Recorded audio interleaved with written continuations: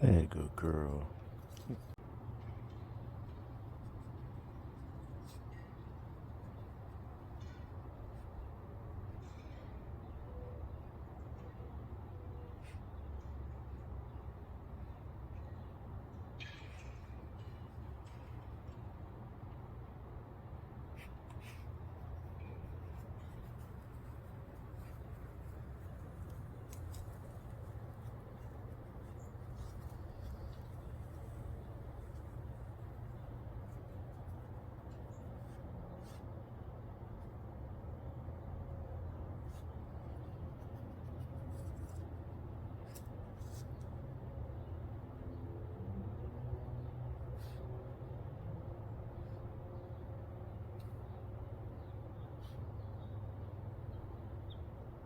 Hey, good girl.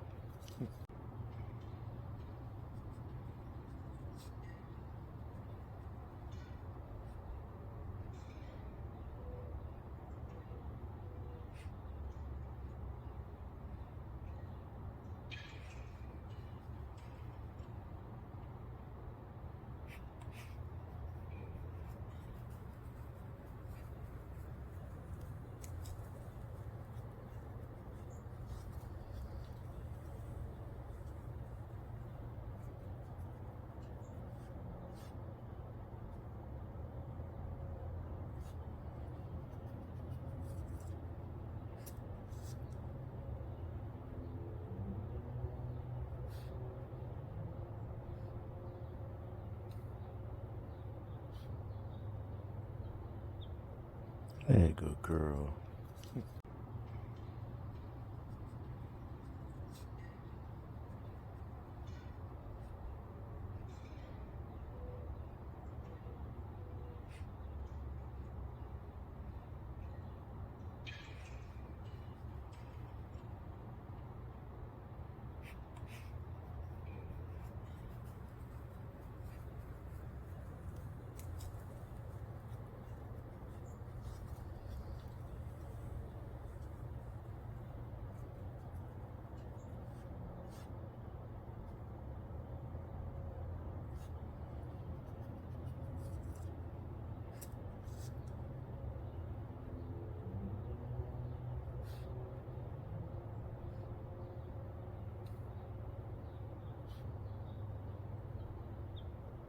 Hey, good girl.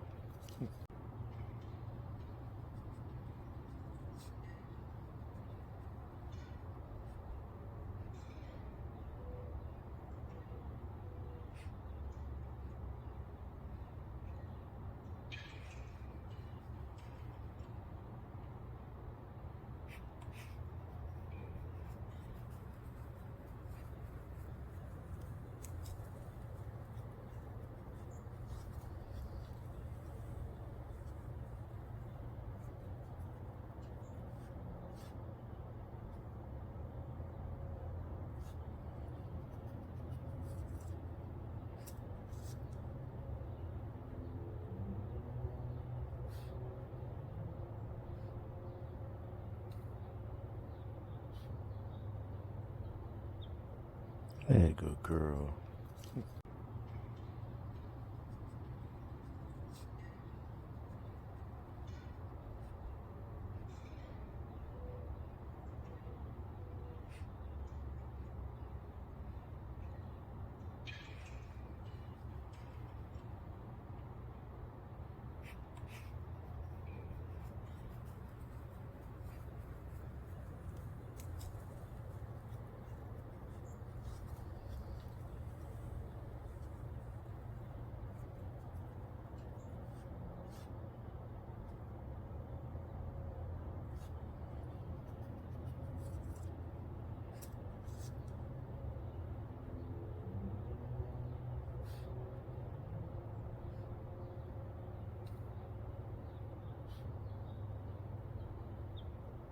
Hey, good girl.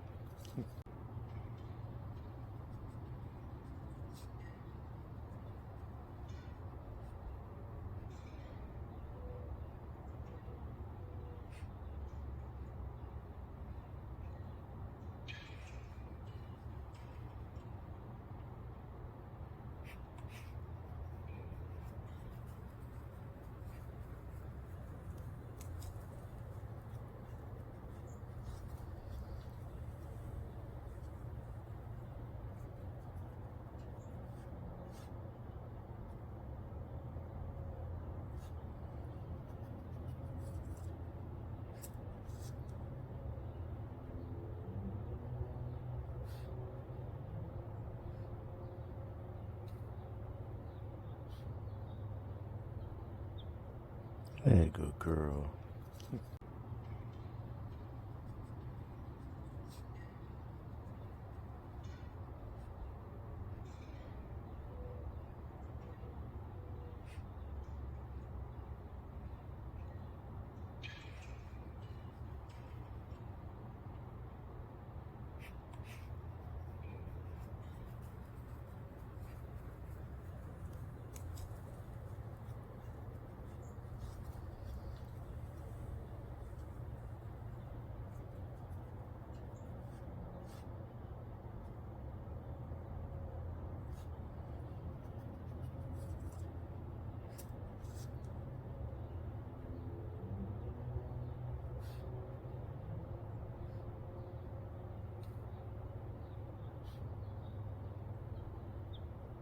Hey, good girl.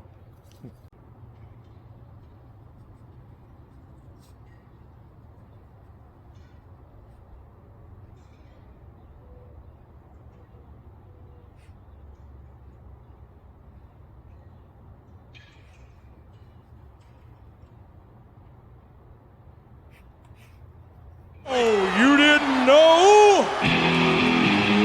Your ass better call somebody!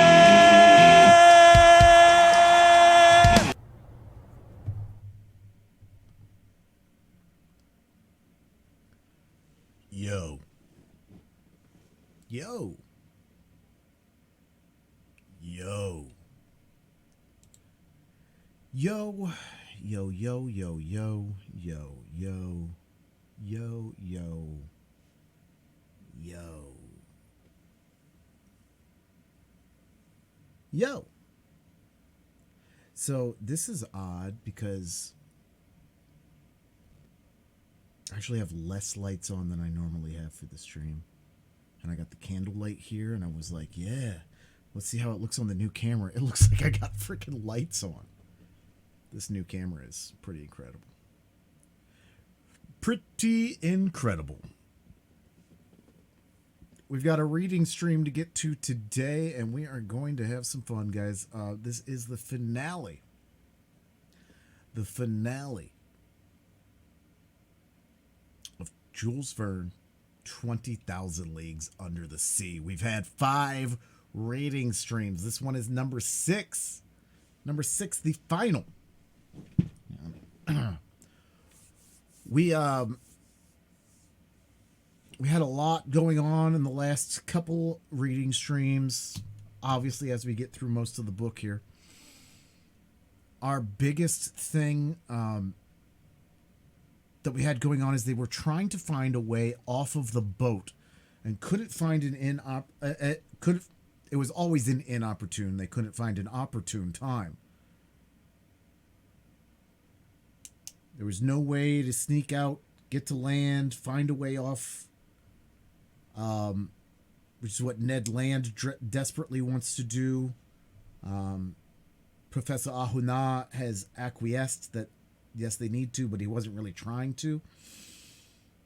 But then they just went on this excursion as Captain Nemo took the boat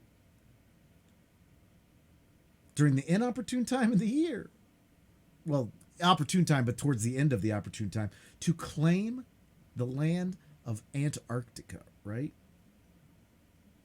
Under an ice shelf. Finds land towards the end of the 6-month period of light. Plants a flag, claims it. They have lots of excursions on the land. They figure out a lot of flora and fauna. And then they decide that it's time to go back. But they had to delay there longer than they wanted to, because they couldn't get bearings to find out if that was actually the South Pole or not. When they finally figured it out, it was on the final day of light for 6 months, which means the temperature drastically dropping, ice sheets forming and moving and whatnot. And when they went to go dive under and escape, they were doing just fine, and an ice shifted and moved around and wedged them basically and created a giant long tunnel Well, first they were stuck on this shelf, but they were able to maneuver, and to the point where when the ice shifted up again, they were able to start moving. But they only forwards or back. Ice above, ice below, ice on sides. They went on for a long way forward, found a wall. Went backwards for a long way, found a wall, and now they figured, and now they found out that they were stuck. And that's where we find ourselves now.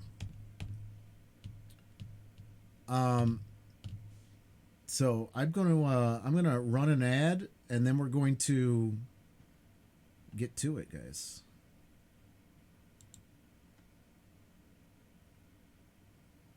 Under the bridge.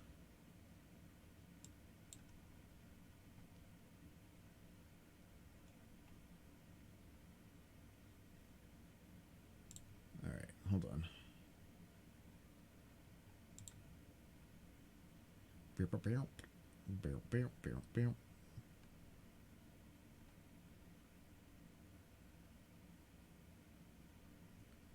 All right, guys, so if you would like to get into the race, we're going to be doing half-hour races. Do an exclamation point, play to play.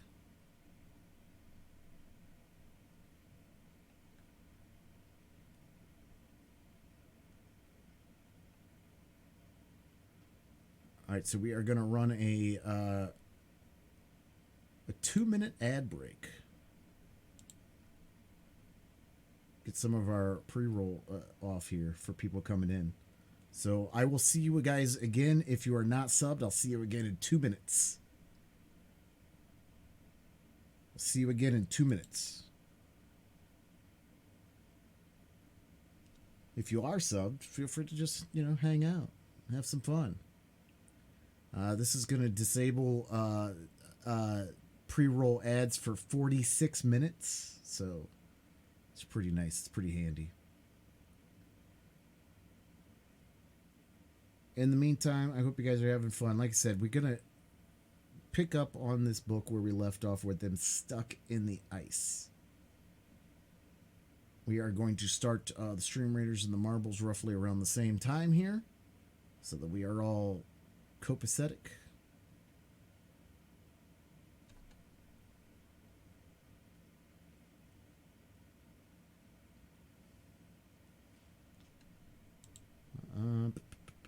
Boom, boom, boom, boom, boom. Hope you guys are having fun during the ad. Everybody having fun with the ad? Everybody having fun?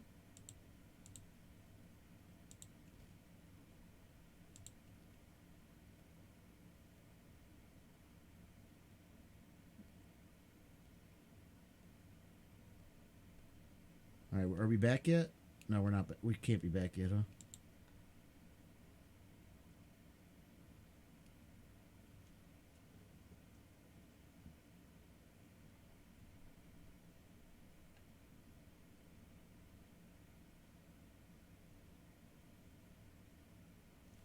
All right, we should be back relatively soon here.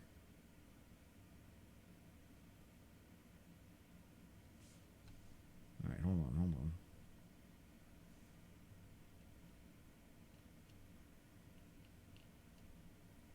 All right, I think we might be back. I don't know. That should be about 2 minutes. I didn't note the exact second when we ran the ad. All right, hold on.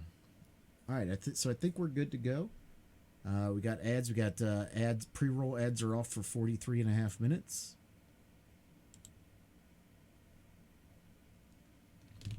All right. What's up, teaser?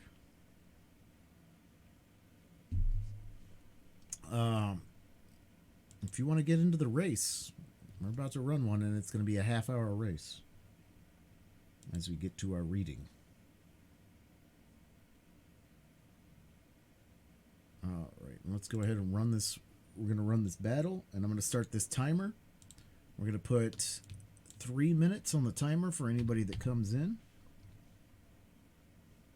And start this race. battle early. That way we can get to reading. And get to reading without too many interruptions. All right, 3 minutes on the timer. Half-hour race. Teaser might just be you, me, and Dalek.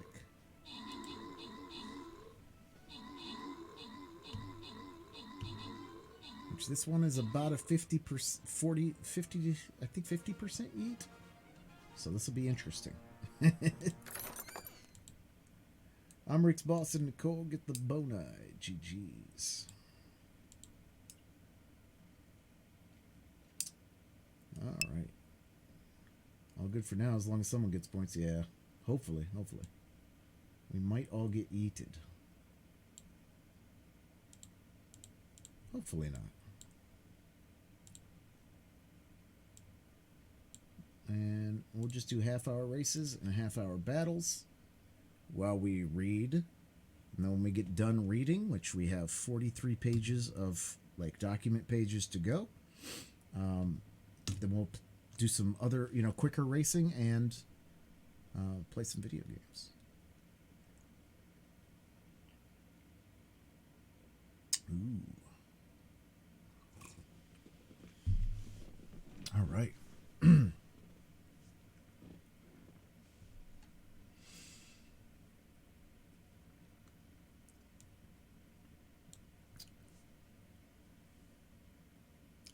Jules Verne, 20,000 Leagues Under the Sea. Reading stream number 6, the finale. Part 2, Chapter 16, Want of Air. Thus around the Nautilus, above and below, was an impenetrable wall of ice. We were prisoners to the iceberg. I watched the captain. His countenance had resumed its habitual imperturbability. "Gentlemen," he said calmly, "there are 2 ways of dying in the circumstances in which we are placed." This puzzling person had the air of a mathematical professor lecturing to his pupils. "The first is to be crushed. The second is to die of suffocation. I do not speak of the possibility of dying of hunger, for the supply of provisions in the Nautilus will certainly last longer than we shall. Let us then calculate our chances." "As to suffocation, Captain," I replied, "that is not to be feared, because our reservoirs are full." "Just so, but they will only yield 2 days' supply of air. Now for 36 hours, we have been hidden under the water, and already the heavy atmosphere of the Nautilus requires renewal. In 48 hours, our reserve will be exhausted." "We will attempt it, at least, by piercing the wall that surrounds us." "On which side?" "Sound will tell us. I am going to run the Nautilus aground on the lower bank, and my men will attack the iceberg on the side that is least thick." Captain Nemo went out. Soon I discovered by a hissing noise that the water was entering the reservoirs.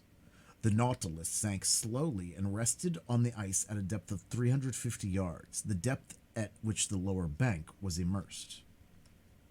"My friends," I said, "our situation is serious, but I rely on your courage and energy." "Sir," replied the Canadian, "I am ready to do anything for the general safety." "Good, Ned." And I held out my hand to the Canadian. "I will add," he continued. "I will add," he continued, "that, being as handy with the pickaxe as with the harpoon, if I can be useful to the captain, he can command my services." "He will not refuse your help. Come, Ned."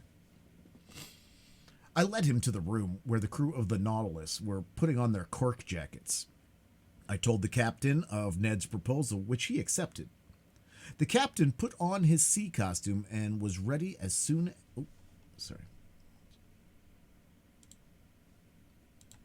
The captain put on his sea costume and was ready as soon as his companions. When Ned was dressed, I re-entered the drawing room where the panes of glass were open, and, posted near Conseil, I examined the ambient beds that supported the Nautilus. Some instants after, we saw a dozen of the crew set foot on the bank of ice, and among them Ned Land, easily known by his stature. Captain Nemo was with them. Before proceeding to dig the walls, he took the soundings to be sure of working in the right direction. Long sounding lines were sunk in the side walls, but after 15 yards they were again stopped by the thick wall. It was useless to attack it on the ceiling-like surface since the iceberg itself measured more than 400 yards in height. Captain Nemo then sounded the lower surface. There, 10 yards of wall separated us from the water, so great was the thickness of the ice field. It was necessary, therefore, to cut from it a piece equal in extent to the waterline of the Nautilus. There were about 6,000 cubic yards to detach, so as to dig a hole by which we could descend to the ice field. The work had begun immediately and carried on with indefatigable energy. Instead of digging round the Nautilus, which would have involved greater difficulty, Captain Nemo had an immense trench made at 8 yards from the port quarter. Then the men set to work simultaneously with their screws on several points of its circumference. Presently the pickaxe attacked this compact matter vigorously, and large blocks were detached from the mass. By a curious effect of specific gravity, these blocks, lighter than water, fled, so to speak, to the vault of the tunnel. That increased the thickness at the top in proportion as it diminished at the base, but that mattered little so long as the lower part grew thinner. After 2 hours' hard work, Ned Land came in exhausted. He and his comrades were replaced by new workers, whom Conseil and I joined.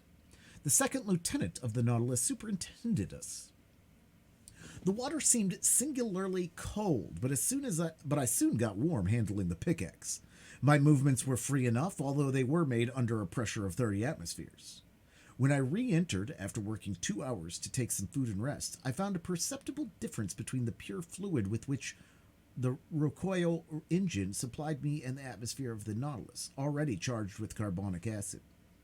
The air had not been renewed for 48 hours, and its vivifying qualities were considerably enfeebled.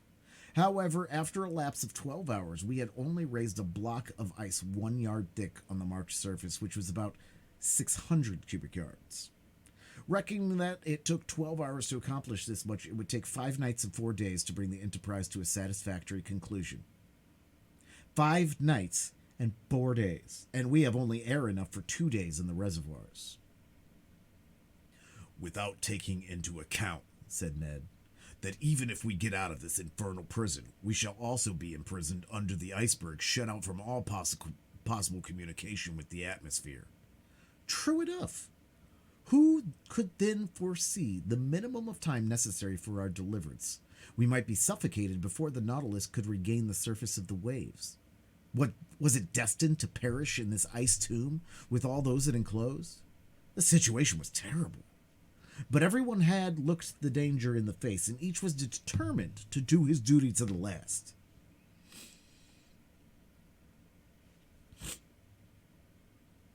As I expected, during the night, a new block a yard square was carried away, and still further sank the immense hollow. But in the morning, when dressed in my cork jacket, I traversed the slushy mass at a temperature of 6 or 7 degrees below zero. I remarked the sidewalls were gradually closing in. The beds of water furthest from the trench that were not warmed by the men's work showed a tendency to solidification. In presence of this new and imminent danger, what would become of our chances of safety, and how hinder the solidification of this liquid medium that would burst the partitions of the Nautilus like glass? I did not tell my companions of this new danger. What was the good of dampening the energy they displayed in the painful work of escape? But when I went on board again, I told Captain Nemo of this grave complication. "I know it," he said, in that calm tone which could counteract the most terrible apprehensions. "It is one danger more, but I see no way of escaping it. The only chance of safety is to go quicker than solidification. We must be beforehand with it. That is all." On this day, for several hours, I used my pickaxe vigorously. The work kept me up. Besides, to work was to quit the Nautilus and to breathe directly the pure air drawn from the reservoirs and supplied by our apparatus, and to quit the impoverished and vitiated atmosphere. Towards evening, the trench was dug 1 yard deeper. When I returned on board, I was nearly suffocated by the carbonic acid with which the air was filled. Ah! If we had only the chemical means to drive away this deleterious gas. We had plenty of oxygen. All this water contained a considerable quantity, and by dissolving it with our powerful piles, it would restore the vivifying fluid. I had thought well over it, but of what good was that, since the carbonic acid produced by our respiration had invaded every part of the vessel? To absorb it, it was necessary to fill some jars with caustic potash and shake them incessantly. Now the substance was wanting on board, and nothing could replace it. On that evening, Captain Nemo ought to open the traps of his reservoirs and let some pure air into the interior of the Nautilus. Without the precaution, we could not get rid of this sense of suffocation.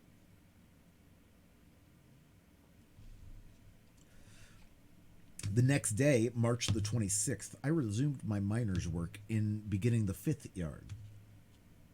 The side walls and the lower surface of the iceberg thickened visibly, and it was evident that they would meet before the Nautilus was able to disengage itself. Despair seized me for an instant. My pickaxe nearly fell from my hands. What was the good of digging? If I must be suffocated, crushed by the waves that was turning into stone, a punishment that the ferocity of the savages even would not have invented. Just then Captain Nemo passed near me. I touched his hand and showed him the walls of our prison. The wall to port had advanced to at least 4 yards from the hull of the Nautilus. The captain understood me and signed me to follow him. We went on board. I took off my cork jacket and accompanied him into the drawing room. Monsieur Ahana, we must attempt some desperate means, or we shall be sealed up in this solidified water as in cement. Yes, but what is to be done? Ha! If my Nautilus was strong enough to bear this pressure without being crushed. Well, I asked, not catching the captain's idea. Do you not understand, he replied, that this congelation of water will help us? Do you not see that by its solidification it would burst through this field of ice that imprisons us? When it freezes, it bursts the hardest stones. Do you not perceive that it would be an agent of safety instead of destruction? Yes, Captain, perhaps, but whatever resistance to crushing the Nautilus possesses, it could not support this terrible pressure and would be flattened like an iron plate. I know it, sir. Therefore, we must not reckon on the aid of nature, but on our own exertions. We must stop this solidification. Not only would the side walls be pressed together, but there is not 10 feet of water before or behind the Nautilus. The congelation gains us on all sides. How long will the air in the reservoirs last for us to breathe on board? The captain looked in my face. After tomorrow, they will be empty. A cold sweat came over me. However, ought I to have been astonished at the answer? On March 22nd, the Nautilus was in the open polar seas. We were at 26 degrees. For 5 days, we had lived on the reserve on board, and what was left of the respirable air must be kept for the workers. Even now, as I write, my recollection is still so vivid that an involuntary terror seizes me, and my lungs seem to be without air. Meanwhile, Captain Nemo reflected silently, and evidently an idea had struck him. But he seemed to reject it.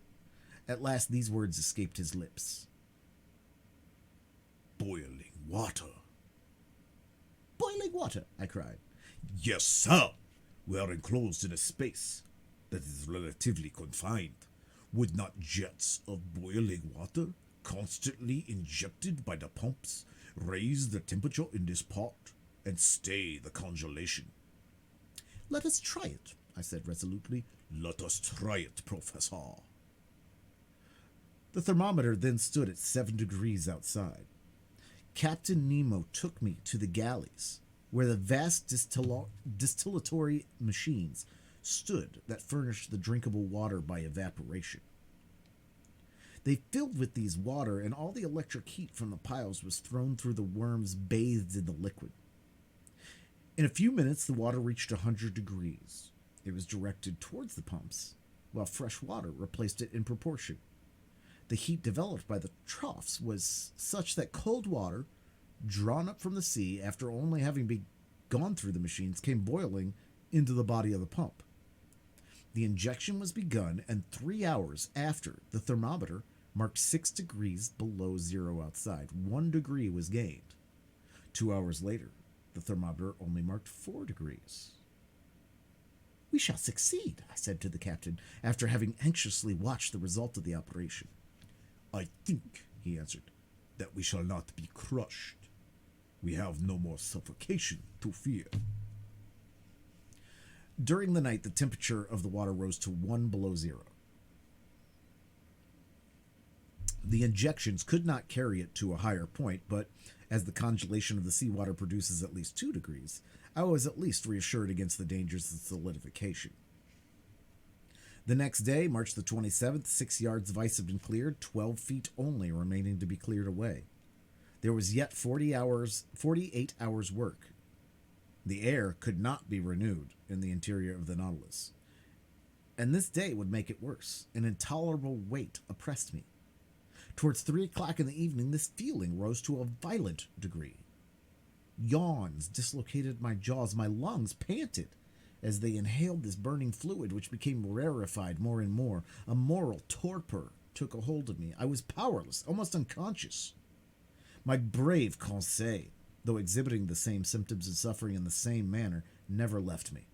He took my hand and encouraged me, and I heard him murmur, "Oh, if I could only not breathe, so as to leave more air for my master." Tears came into my eyes on hearing him speak thus. If our situation to all was intolerable in the interior, with what haste and gladness we would put on our cork jackets to work in our turn. Pickaxes sounded on frozen ice beds. Our arms ached. The skin was torn off our hands. But what were these fatigues? What did the wounds matter? Vital air came to the lungs. We breathed. We breathed. All this time, no one prolonged his voluntary task beyond the prescribed time. His task accomplished, each one handed in turn to his panting companions the apparatus that supplied him with life. Captain Nemo set the example and submitted first to this severe discipline. When the time came, he gave up his apparatus to another and returned to the vitiated air on board, calm, unflinching, unmurmuring. On that day, the ordinary work was accomplished with unusual vigor. Only 2 yards remained to be raised from the surface. 2 yards only separated us from the open sea, but the reservoirs were nearly emptied of air. The little that remained ought to be kept for the workers, not a particle for the Nautilus. When I went back on board, I was half suffocated. What a night! I know not how to describe it. The next day, my breathing was oppressed. Dizziness accompanied the pain in my head and made me like a drunken man. My companions showed the same symptoms. Some of the crew had rattling in the throat. On that day, the 6th of our imprisonment, Captain Nemo, finding the pickaxes work too slowly, resolved to crush the ice bay that still separated us from the liquid sheet. This man's coolness and energy never forsook him. He subdued his physical pains by moral force. By his orders, the vessel was lightened, that is to say, raised from the ice bed by a change of specific gravity. When it floated, they towed it so as to bring it above the immense trench made on the level of the waterline. Then, filling his reservoirs with water, he descended and shut himself up in the hole. Just then, all crew came on board, and the double-door communication was shut. The Nautilus then rested on the bed of ice, which was not 1 yard thick, and which the sounding leads had perforated in 1,000 places. The taps of the reservoirs were then opened, and 100 cubic yards of water was let in, increasing the weight of the Nautilus to 1,800 tons. We waited. We listened. Forgetting our sufferings and hope, our safety depended on this last chance. Notwithstanding the buzzing in my head, I soon heard the humming sound under the hull of the Nautilus. The ice cracked with a singular noise like tearing paper, and the Nautilus sank. "We are off," murmured Conseil in my ear. I could not answer him. I seized his hand and pressed it convulsively. All at once, carried away by its frightful overcharge, the Nautilus sank like a bullet under the waters. That is to say, it fell as if it were in a vacuum. Then all the electric force was put into the pumps that soon began to let the water out of its reservoirs. After some minutes, our fall stopped. Soon, too, the manometer indicated an ascending movement, the screw going at full speed. made the iron hull tremble to its very bolts and drew us towards the north. But if this floating under the iceberg is to last another day before we reach the open sea, I shall be dead first. Half stretched upon a divan in the library, I was suffocating. My face was purple, my lips blue, my faculties suspended. I neither saw nor heard. All notion of time had gone from my mind. My muscles could not contract. I do not know how many hours passed thus, but I was conscious of the agony that was coming over me. I felt as if I was going to die. And suddenly I came to. Some breaths of air penetrated my lungs. Had we risen to the surface of the waves? Were we free of the iceberg? No. Ned and Conseil, my two brave friends, were sacrificing themselves to save me. Some particles of air still remained at the bottom of the apparatus. Instead of using it, they had kept it for me, and while they were being suffocated, they gave me life drop by drop. I wanted to push back the thing. They held my hands, and for some moments, I breathed freely. I looked at the clock. It was 11 in the morning. It ought to be the 28th of March.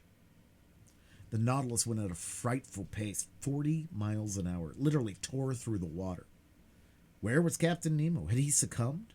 Were his companions dead with him? At the moment, the manometer indicated that we were not more than 20 feet below the surface. A mere plate of ice separated us from the atmosphere. Could we not break it? Perhaps. In any case, the Nautilus was going to attempt it. I felt that it was in an oblique position, lowering the stem and raising the bows. The introduction of water had been the means of disturbing its equilibrium. Then, impelled by its powerful screw, it attacked the ice field from beneath like a formidable battering ram. It broke it by backing and then rushing forward against the field, which gradually gave way, and at last, dashingly suddenly against it, shot forwards on the ice field that crushed beneath its weight. The panel was opened, one might say tore off, and the pure air came in abundance to all parts of the Nautilus. End of chapter 16.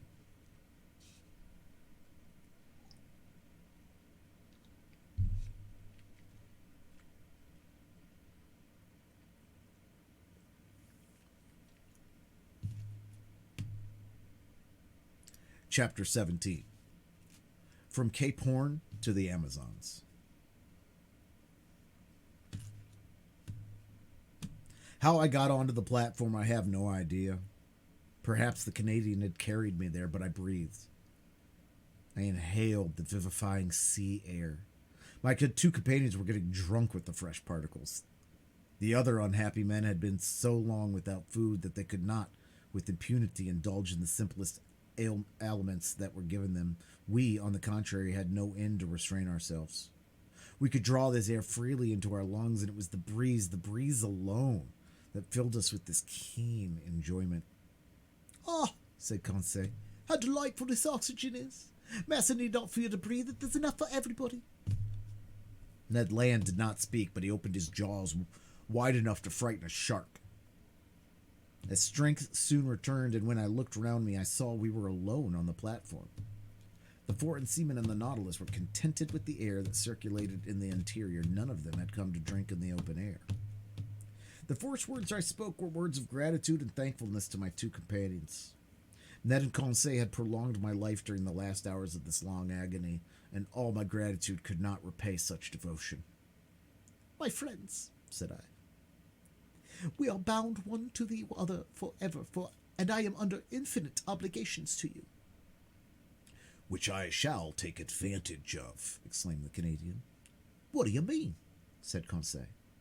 "I mean that I shall take you with me when I leave this infernal Nautilus." "Well," said Conseil, "after all this, are we going right?" "Yes," I replied, "for we are going the way of the sun, and here the sun is the north." "No doubt," said Ned Land, "but it remains to be seen whether he will bring the ship into the Pacific or the Atlantic Ocean, that is, into frequented or deserted seas."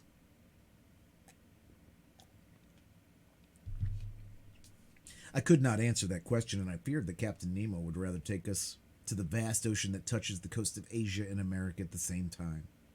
He would thus complete the tour around the submarine world and return to those waters in which the Nautilus could sail freely. We ought before long to settle this important point. The Nautilus went at a rapid pace. The polar circle was soon passed and the course shaped for Cape Horn. We were off of the American point March 31st at 7 o'clock in the evening. Then all of our past sufferings were forgotten. The remembrance of that imprisonment in the ice was effaced from our minds. We only thought of the future. Captain Nemo did not appear again either in the drawing room or on the platform. The point shown each day on the planisphere and marked by the lieutenant showed me the exact direction of the Nautilus. Now, on that evening, it was evident, to my great satisfaction, that we were going back to the north by the Atlantic. The next day, April the 1st, when the Nautilus ascended to the surface some minutes before noon, we sighted land to the west. It was Terra del Fuego, which the first navigators named thus from seeing the quantity of smoke that rose from the natives' huts. The coast seemed low to me, but in the distance rose high mountains. I even thought I had glimpsed of Mount Sarmiento, which rises 2,070 yards above the level of the sea with a very pointed summit, which, according as it is misty or clear, is a sign of fine or of wet weather. At this moment, the peak was clearly defined against the sky. The Nautilus, diving again under the water, approached the coast, which was only some few miles off. From the glass windows in the drawing room, I saw long seaweeds and gigantic fuci and varick, of which the open polar sea contained so many specimens. With their sharp, polished filaments, they measured about 300 yards in length, real cables, thicker than one's thumb, and having great tenacity. They are often used as ropes for vessels. Another weed known as velp, with leaves 4 feet long, buried in the coral concretions, hung at the bottom.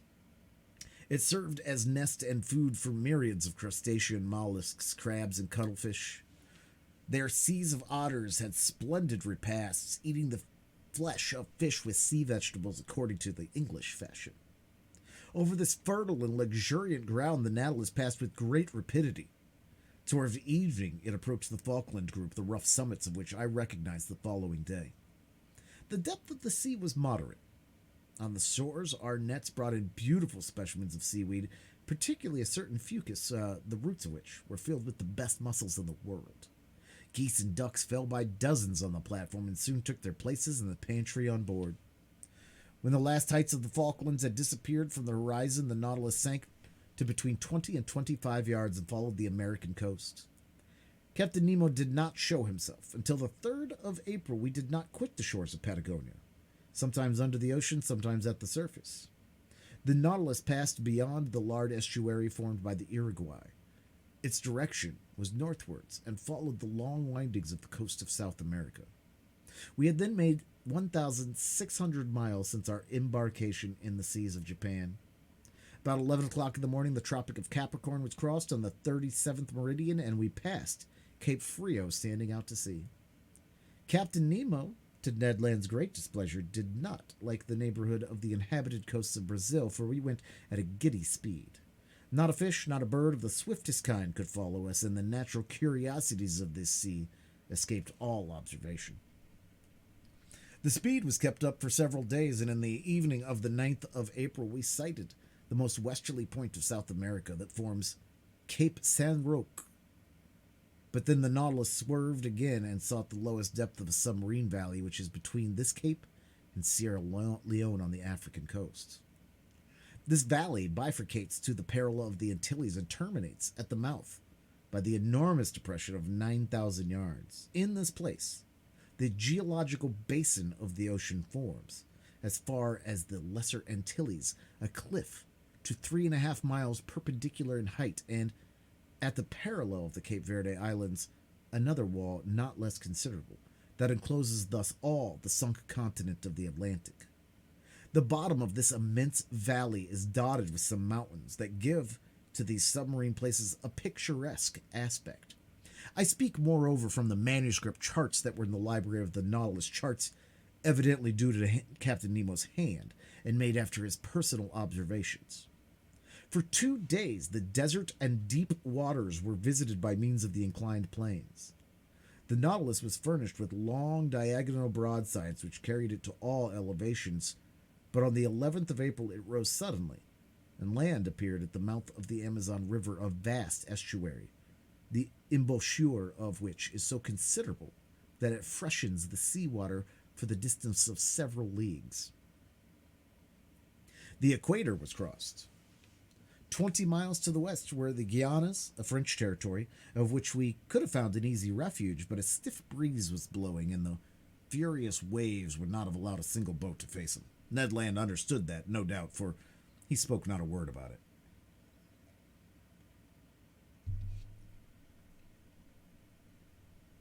For my part, I made no allusion to his schemes or flight, for I would not urge him to make an attempt that must inevitably fail. I made the time pass pleasantly by interesting studies. During the days of the 11th...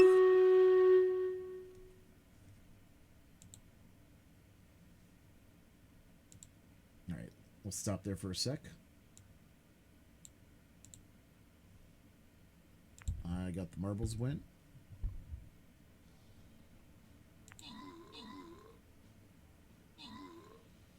Yeah, I was super loud, wasn't it?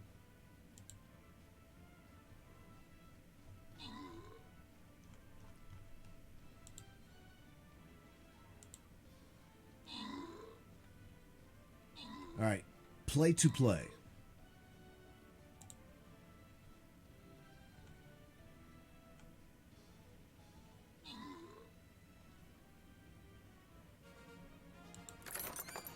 Get your balls on the track. Balls on the track. Chris Natch, super fan.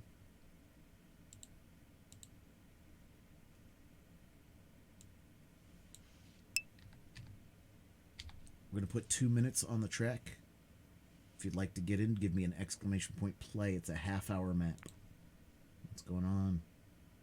How are you, pants? Get your balls on the track. Get your balls on the track.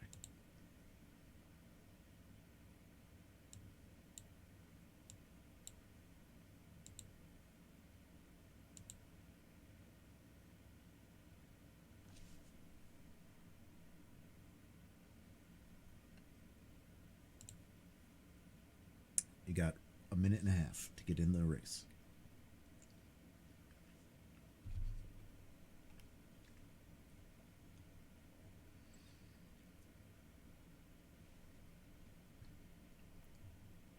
For my part, I made no allusion to his schemes of flight, for I would not urge him to make an attempt that must inevitably fail. I made the time pass pleasantly by interesting studies.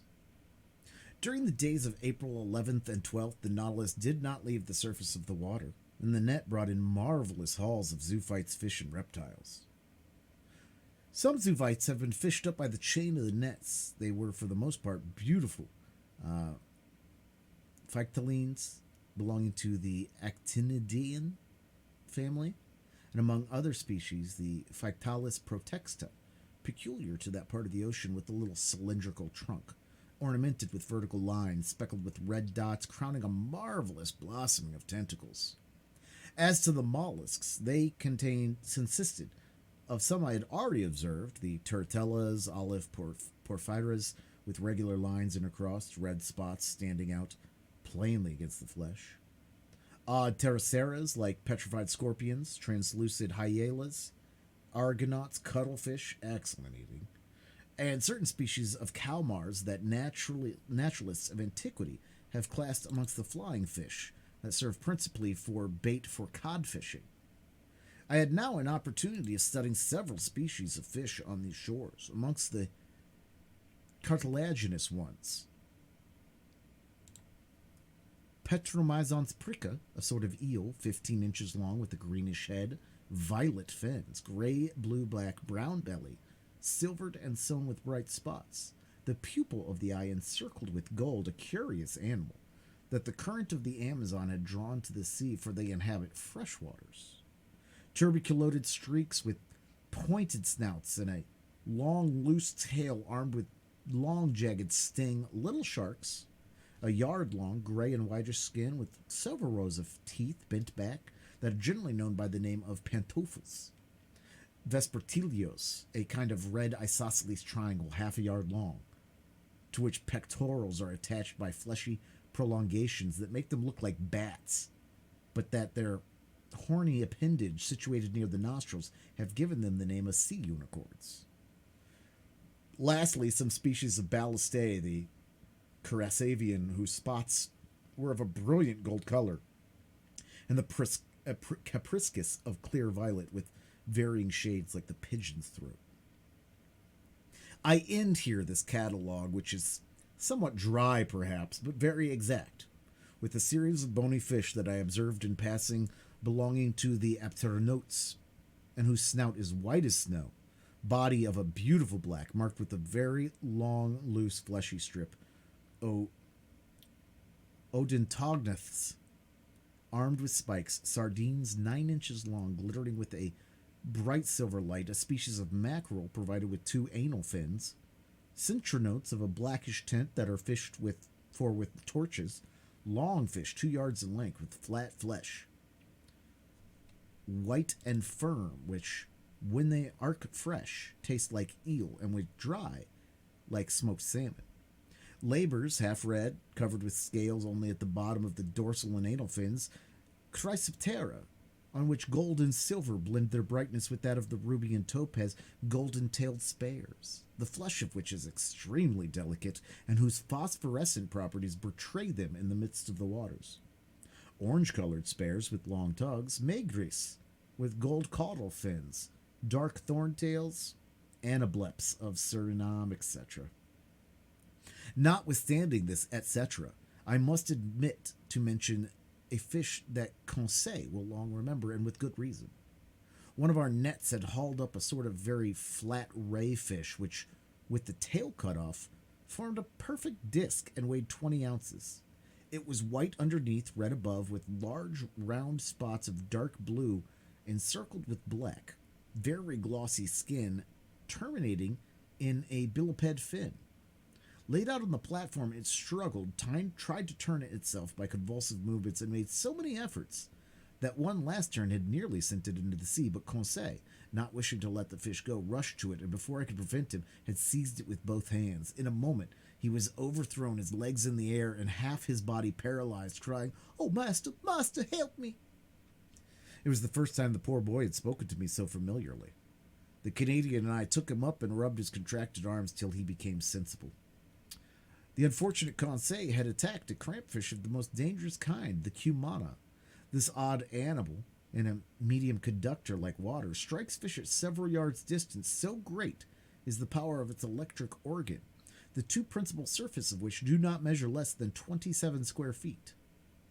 The next day, the April 12th, the Nautilus approached the Dutch coast near the mouth of Moroni. There are several groups of sea cows herded together. They were manatees that, like the dugong and the stellara, belong to the Skenian order. These beautiful animals, peaceable and inoffensive from 18 to 21 feet in length, weigh at least 1,600 weight.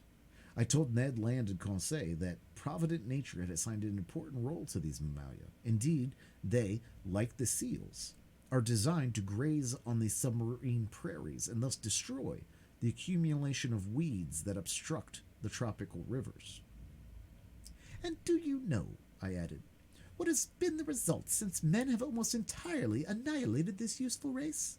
That the putrefied weeds have poisoned the air, and the poisoned air causes the yellow fever that desolates these beautiful countries.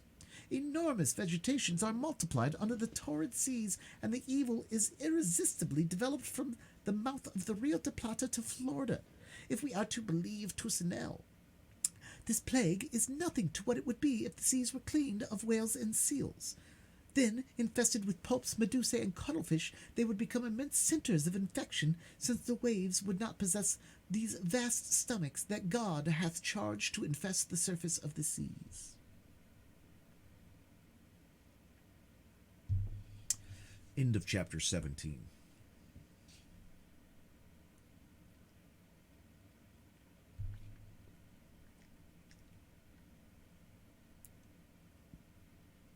Chapter 18.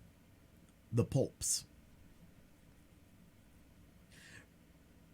For several days, the Nautilus kept off the American coast. Evidently, it did not wish to risk the tides of the Gulf of Mexico or the Sea of Antilles. April 16th, we sighted Martinique and Guadeloupe from a distance of about 30 miles. I saw their tall peaks for an instant. The Canadian, who counted on carrying out his projects in the Gulf by either landing or hailing one of the numerous boats that coast from island to another, was quite disheartened. Flight would have been quite practicable if Ned Land had been able to take possession of the boat without the captain's knowledge, but in the open sea it could not be thought of. The Canadian, Conseil, and I had a long conversation on this subject. For 6 months we had been prisoners on board the Nautilus. We had traveled 17,000 leagues, and as Ned Land said, there was no reason why it should come to an end. We could hope nothing from the captain of the Nautilus, but only from ourselves. Besides, for some time past, he had become graver, more tired, less sociable. He seemed to shun me. I met him rarely. Formerly, he was pleased to explain the submarine marvels to me. Now, he left me to my studies and came no more to the saloon. What change had come over him? For what cause?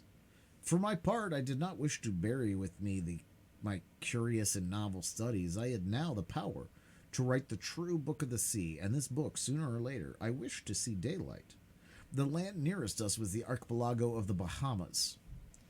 There rose high submarine cliffs covered with large weeds. It was about 7 o'clock when Ned Land drew my attention to a formidable pricking, like the sting of an ant, which was produced by a means of large seaweeds. "Well," I said, "those are proper caverns for pulps, and I should not be astonished to see some of the monsters." "What?" said Conseil. "Cuttlefish? Real cuttlefish of the cephalopod class?" "No," I said, "pulps of huge dimensions." "I will never believe that such animals exist," said Ned. "Well," said Conseil with the most serious air in the world, "I remember perfectly to have seen a large vessel drawn under the waves by an octopus's arm." "You saw that?" said the Canadian. "Yes, Ned." "With your own eyes?" "With my own eyes." "Where, pray, might that be?" "At St. Malo," answered Conseil. "In the port?" said Ned, ironically. "No, in a church," replied Conseil. "In a church!" cried the Canadian. "Yes, friend Ned, in a picture representing the pulp in question." "Good," said Ned Land, bursting out landing. "He is quite right," I said. "I have heard of this picture, but the subject represented is taken from a legend, and you know what to think of legends in the matter of natural history. Besides, when it is a question of monsters, the imagination is apt to run wild. Not only is it supposed that these pulps can draw down vessels, but a certain Oleus Magnus speaks of an octopus a mile long that is more like an island than an animal. It is also said that the Bishop of Nitros was building an altar to an immense rock. Mass finished, the rock began to walk, and returned to the sea. The rock was a pulp. Another bishop, Pontipidian, speaks also of a pulp on which a regiment of cavalry could maneuver. Lastly, the ancient naturalists speak of monsters whose mouths were like gulfs, and which were too large to pass through the Straits of Gibraltar." "But how much is true in these stories?" asked Conseil. "Nothing, my friends, at least of that which passes the limit of truth to get to fable or legend. Nevertheless, there must be some ground for the imagination of the storytellers. One cannot deny that pulps and cuttlefish exist of a large species, inferior, however, to the cetaceans. Aristotle has stated the dimensions of a cuttlefish as 5 cubits, or 9 feet 2 inches. Our fishermen frequently see some that are no more than 4 feet long. Some skeletons of pulps are preserved in the museums of Trist and Montpellier, and measure 2 yards in length. Besides, according to the calculations of some naturalists, one of these animals, only 6 feet long, would have tentacles 27 feet long. That would suffice to make a formidable monster." "Do they fish for them in these days?" asked Ned. "If they do not fish for them, sailors see them at least. One of my friends, Captain Paul Bos of Havre, have often affirmed that he met one of these monsters of colossal dimensions in the Indian seas. But the most astonishing fact, and which does not permit of the denial of the existence of the gigantic animals, happened some years ago, in 1861. "What is the fact?" asked Ned Land. "This is it. In 1861, to the northeast of Tenerife, Very nearly in some latitude we are in now, the crew of the dispatch boat Alector perceived a monstrous cuttlefish swimming in the waters. Captain Bouguer went near to the animal and attacked it with harpoons and guns without much success, for balls and harpoons glided over the soft flesh. After several fruitless attempts, the crew tried to pass a slip knot round the body of the mollusk. The noose slipped as far as the tail fins and there stopped. They tried then to haul it on board, but its weight was so considerable that the tightness of the cord separated the tail from the body, and, deprived of this ornament, he disappeared under the water. Indeed. Is that a fact? An indisputable fact, my good Ned. They proposed to name this pulp Bouguer's cuttlefish. What length was it? Asked the Canadian. Did it not measure about 6 yards? Said Conseil, who, posted at the window, was examining against the irregular windings of the cliff. Precisely, I replied. Its head, replied Conseil, was it not crowned with 8 tentacles that beat the water like a nest of serpents? Precisely. Had not its eyes, placed at the back of its head, considerable development? Yes, Conseil. And not its mouth like a parrot's beak? Exactly, Conseil. Very well. No offense to master, he replied quietly. If this is not Bouguer's cuttlefish, it is, at least, one of his brothers. I looked at Conseil. Ned Land hurried to the window. What a horrible beast! I looked in my turn and could not repress a gesture of disgust. Before my eyes was a horrible monster worthy to figure in the legends of the marvelous. It was an immense cuttlefish, being 8 yards long. It swam crossways in the direction of the Nautilus with great speed, watching us with its enormous staring green eyes. Its 8 arms, or rather feet, fixed to its head, that had given the name of cephalopod to these animals, were twice as long as its body, and were twisted like the Fury's hair. One could see the 250 air holes on the inner side of the tentacles. The monster's mouth, a horned beak like a parrot's, opened and shut vertically. Its tongue, a horned substance furnished with several rows of pointed teeth, came out quivering from this veritable pair of shears. What a freak of nature! A bird's beak on a mollusk. Its spindle-like body formed a fleshy mass that might weigh 4,000 to 5,000 pounds, the varying color changing with great rapidity according to the irritation of the animal, passed successively from livid gray to reddish-brown. What irritated this mollusk? No doubt the presence of the Nautilus, more formidable than itself, and on which its suckers or its jaws had no hold. Yet what monsters these pulps are, what vitality the Creator had given them, what vigor in their movements, and they possessed 3 hearts. Chance had brought us in the presence of this cuttlefish, and I did not wish to lose the opportunity of carefully studying this specimen of cephalopods. I overcame the horror that inspired me, and taking a pencil, began to draw it. Perhaps this is the same which Alector saw, said Conseil. No, replied the Canadian, for this is whole, and the other had lost its tail. That is no reason, I replied. The arm and tails of these animals are reformed by renewal, and in 7 years the tails of Bouguer's cuttlefish had no doubt time to regrow. By this time other pulps had appeared at the light. I counted 7. They formed a procession after the Nautilus, and I heard their beaks gnashing against the iron hull.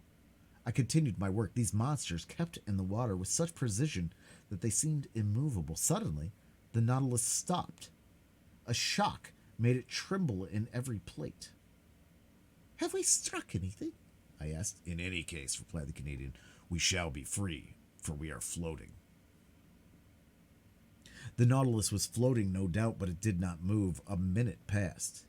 Captain Nemo, followed by his lieutenant, entered the drawing room. I had not seen him for some time. He seemed dull. Without noticing or speaking to us, he went to the panel, looked at the pulps, and said something to his lieutenant. The latter went out. Soon the panels were shut. The ceiling was lighted. I went towards the captain. A curious collection of pulps, I said. Yes, indeed, Mr. Naturalist, he replied, and we are going to fight them, man to beast. I looked at him. I thought I had not heard aright. Man to beast, I repeated. Yes, sir. The screw is stopped. I think that the horny jaws of one of the cuttlefish is entangled in the blades. This is what prevents our moving.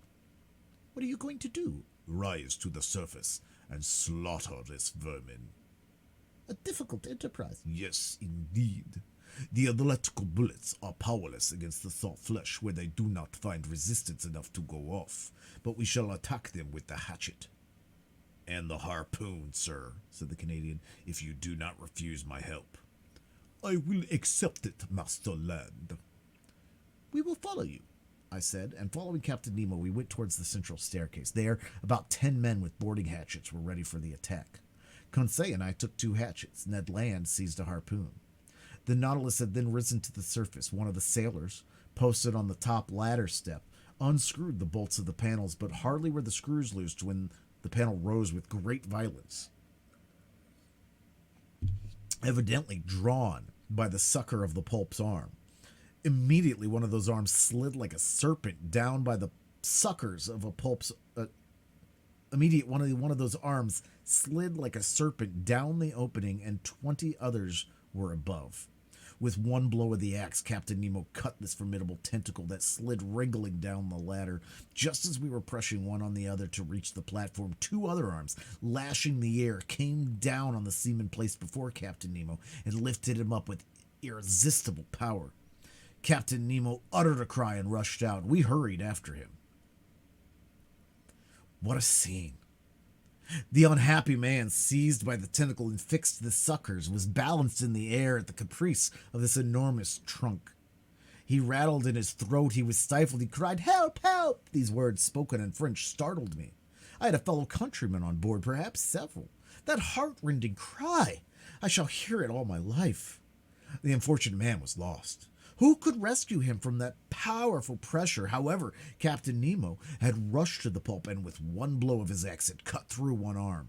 His lieutenant struggled furiously against other monsters that crept on the flank of the Nautilus. The crew fought with their axes. Then the Canadian Conseil and I buried our weapons in the fleshy masses. A strong smell of musk penetrated the atmosphere. It was horrible.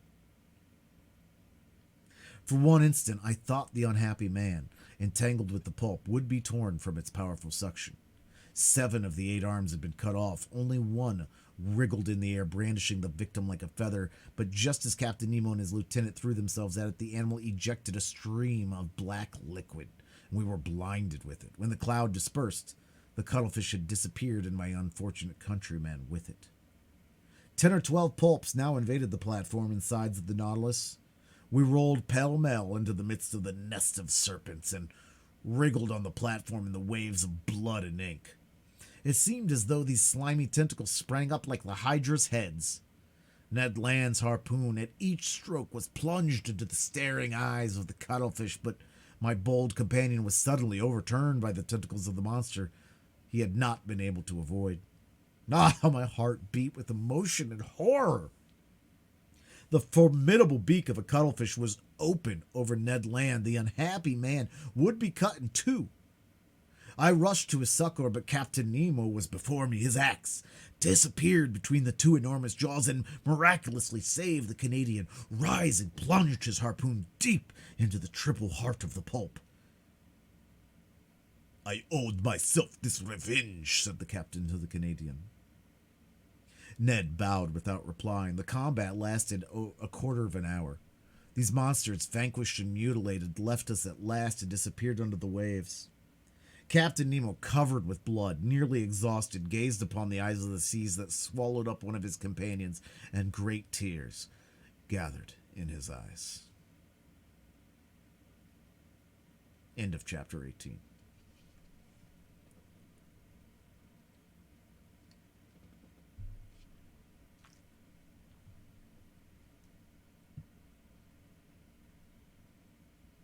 Chapter 19, The Gulf Stream.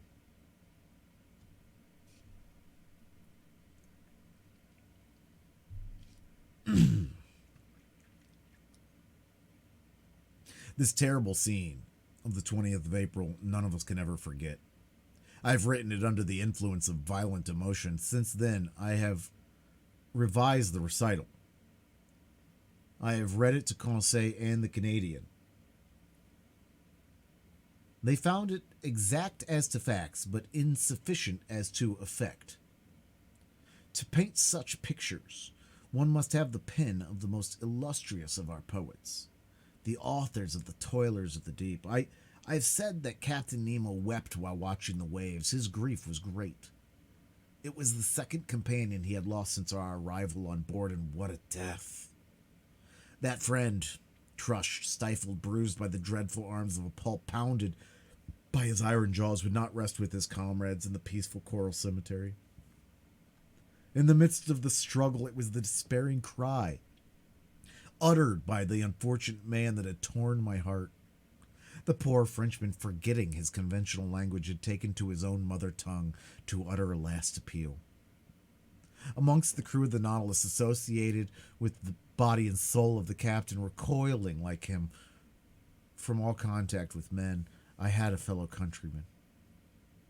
Did he alone represent France in this mysterious association, evidently composed of individuals of diverse nationalities? It was one of the insoluble problems that rose up unceasingly before my mind. Captain Nemo entered his room. I saw him no more for some time, but that he was sad and irresolute I could see by the vessel, of which he was the soul and which received all his impressions. The Nautilus did not keep on its settled course. It floated about like a corpse at the will of the waves. It went at random. He could not tear himself away from the scene of the last struggle, from the sea that had devoured one of his men. 10 days passed thus. It was not till the 1st of May that the Nautilus resumed its northerly course, after having sighted the Bahamas at the mouth of the Bahama Canal. We were then following the current from the largest river to the sea that has its banks, its fish, and its proper temperatures. I meant the Gulf Stream. It is really a river that flows freely to the middle of the Atlantic and whose waters do not mix with the ocean waters. It's a salt river, salter than the surrounding sea. Its mean depth is 1,500 fathom, its mean breadth 10 miles. In certain places, the current flows with the speed of 2 miles and half an hour. The body of its waters is more considerable than that of all the rivers in the globe. It was on this ocean river that the Nautilus then sailed. I must add that during the night, the phosphorescent waters of the Gulf Stream rivaled the electric power of our watchlight, especially in the stormy weather that threatened us so frequently. May 8th, we were still crossing Cape Hatteras, the height of the North Carolina. The width of the Gulf Stream there is 75 miles and its depth 210 yards. The Nautilus still went at random. All supervision seemed abandoned. I thought that under these circumstances escape would be possible. Indeed, the inhabited shores offered anywhere an easy refuge. The sea was incessantly plowed by the streamers that ply between New York and or Boston and the Gulf of Mexico, and overrun day and night by little schooners coasting about the several parts of the American coast. We could hope to be picked up. It was a favorable opportunity, notwithstanding the 30 miles that separated the Nautilus from the coasts of the Union. One unfortunate circumstance thwarted the Canadians' plans. The weather was very bad. We were nearing those shores where tempests are so frequent, that country of waterspouts and cyclones actually endangered by the current of the Gulf Stream. To tempt the sea in a frail boat was certain destruction. Ned Land owned this himself. He fretted, seized with nostalgia that flight only could cure. "Master," he said that day to me, "this must come to an end. I must make a clean breast of this. This Nemo is leaving land and going up to the north, but I declare to you that I have had enough of that South Pole, and I would not follow him to the north." "What is to be done, Ned, since flight is impracticable just now?" "We must speak to the captain," said he. "You said nothing when we were in your native seas. I will speak now we are in mine. When I think that before long the Nautilus will be by Nova Scotia, and that there near Newfoundland is a large bay, and into that bay the St. Lawrence empties itself, and that the St. Lawrence is my river, the river by Quebec, my native town. When I think of this, I feel furious. It makes my hair stand on end. Sir, I would rather throw myself into the sea." I will not stay here. I am stifled. The Canadian was evidently losing all patience. His vigorous nature could not stand this prolonged imprisonment. His face altered daily. His temper became more surly. I knew what he must suffer, for I was seized with homesickness myself. Nearly 7 months had passed without our having had any news from land. Captain Nemo's isolation, his altered spirits, especially since the fight with the pulps, his taciturnity, all made me view things in a different light. "Well, sir," said Ned, seeing I did not reply. Well, Ned, do you wish me to ask Captain Nemo his intentions concerning us? "Yes, sir." Although he has already made them known. "Yes.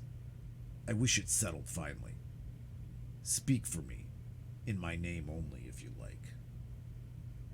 But I so seldom meet him, he avoids me. "That is all the more reason for you to go to see him." I went to my room.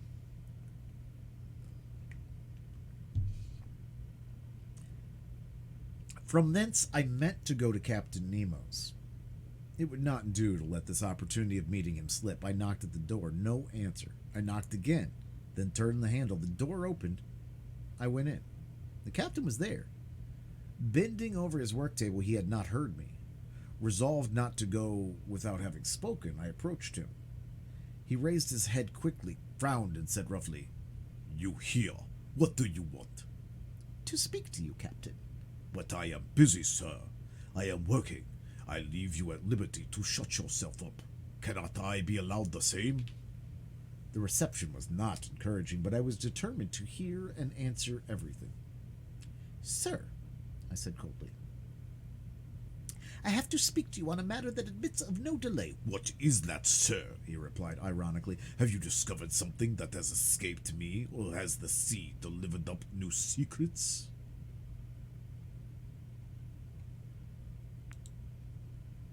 Pause.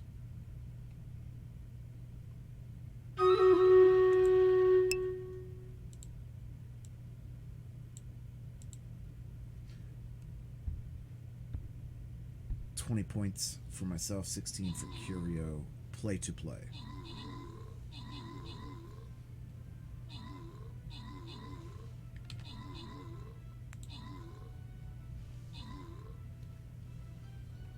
Give me an exclamation point play if you'd like to get into the marble race. It's going to be a half-hour race.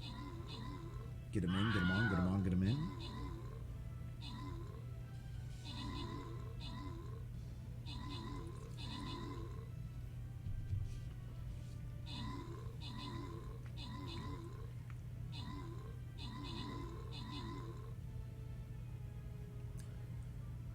We are just over halfway through this reading, and it is the last reading of this book. We are at a turning point, so to say. What's going on, Des?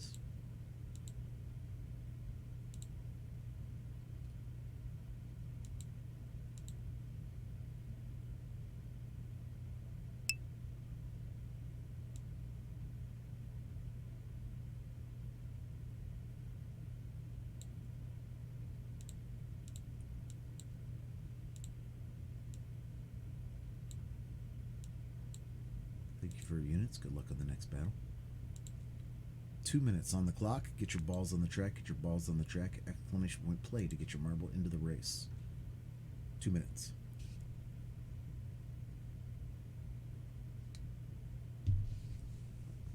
Get them in. Get them on. Get them on. Get them in.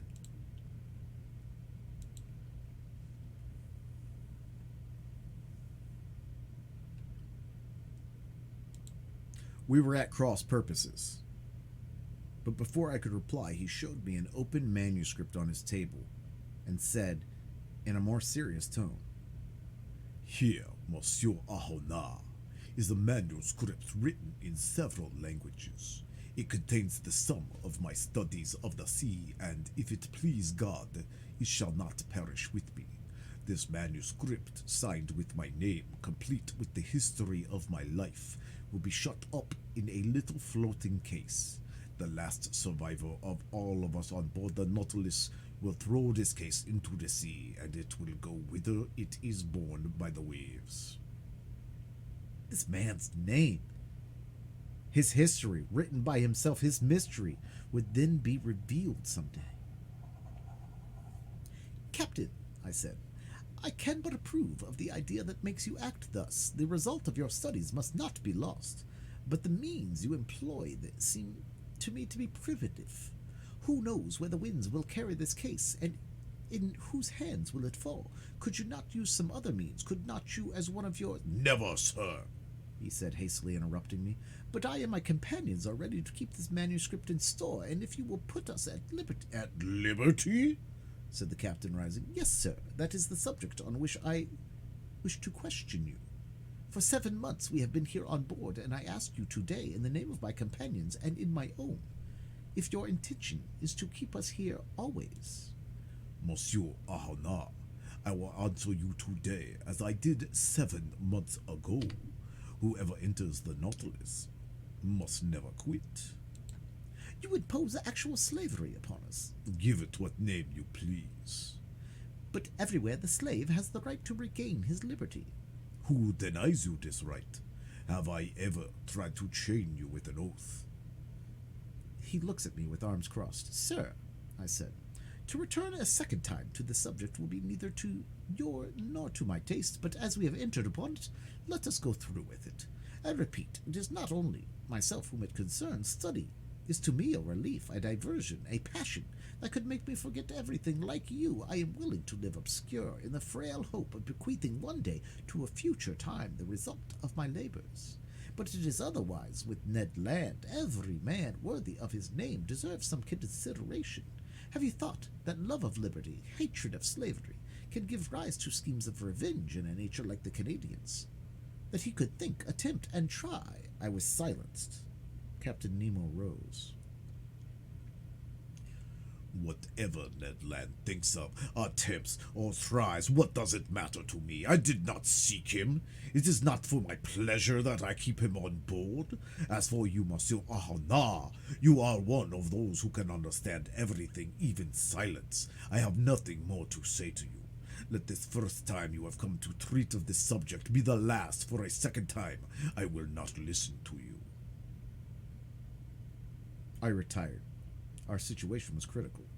I related my conversation to my two companions. We now know, said Ned, that we can expect nothing from this man. The Nautilus is nearing Long Island. We will escape, whatever the weather may be. But the sky became more and more threatening. Symptoms of a hurricane became manifest. The atmosphere was becoming white and misty. On the horizon, fine streaks of cirrus clouds were succeeded by masses of cumuli. Other low clouds passed swiftly by. The swollen sea rose in huge billows. The birds disappeared, with the exception of the petrels, those friends of the storm. The barometer fell sensibly and indicated an extreme extension of the vapors. The mixture of the storm glass was decomposed under the influence of the electricity that pervaded the atmosphere. The tempest burst on the 18th of May, just as the Nautilus was floating off Long Island, some miles from the port of New York. I could describe the strife of the elements, for instead of fleeing to the depths of the sea, Captain Nemo, by an unaccountable caprice, would brave it at the surface. The wind blew from the southwest at first. Captain Nemo, during the squalls, had taken his place on the platform. He had made himself fast to prevent being washed overboard by the monstrous waves. I had hoisted myself up and made myself fast also, dividing my admiration between the tempest and this extraordinary man who was coping with it. The raging sea was swept by huge cloud drifts which were actually saturated by the waves. The Nautilus, sometimes lying on its side, sometimes standing up like a mast, rolled and pitched terribly.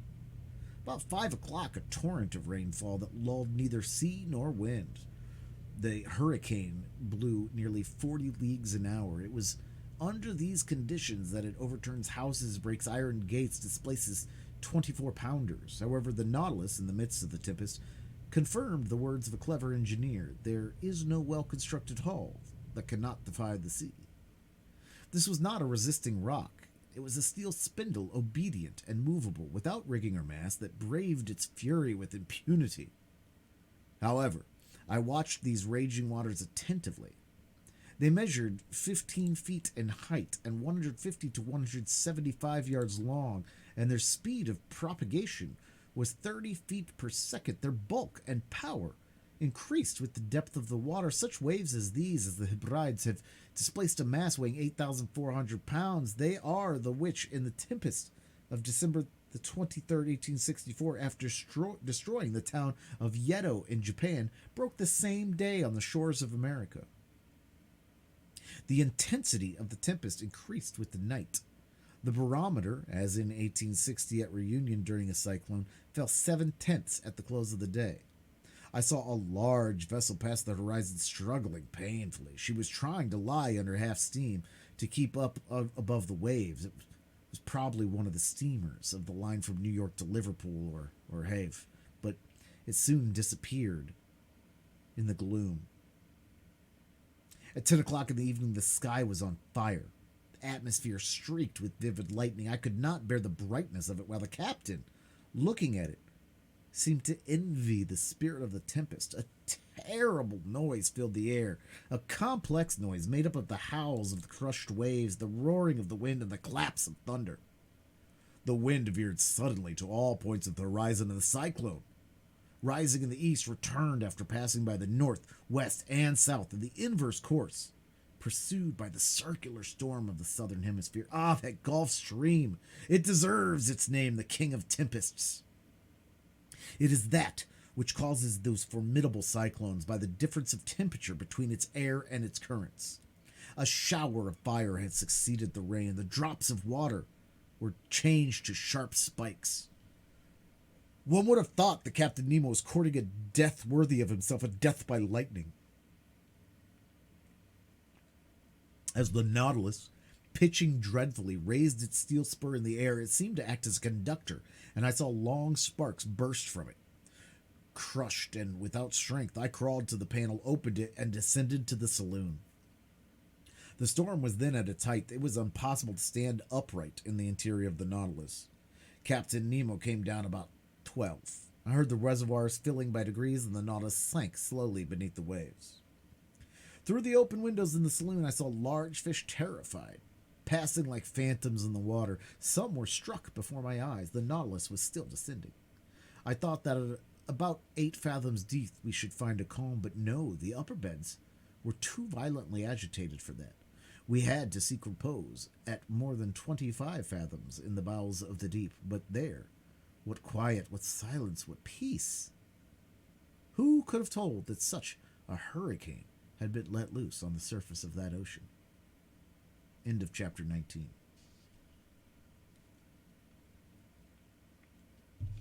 Chapter 20. From latitude 47 degrees 24 minutes to longitude 7 degrees 28 minutes.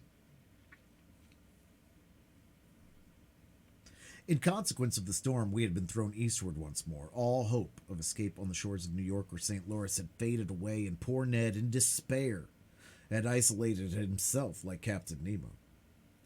Conseil and I, however, never left each other. I said that the Nautilus had gone aside to the east. I should have said, to be more exact, to the northeast. For some days it wandered first on the surface, then beneath it, amid those fogs so dreaded by sailors. What accidents are due to those thick fogs? What shocks upon these reefs when the wind drowned the breaking of the waves? What collisions between vessels in spite of their warning lights, whistles, and alarm bells? At the bottoms of these seas look like a field of battle, where still lie all the conquered of the ocean, some old and already encrusted, others fresh and reflecting from the iron bands and copper plates the brilliancy of our lantern.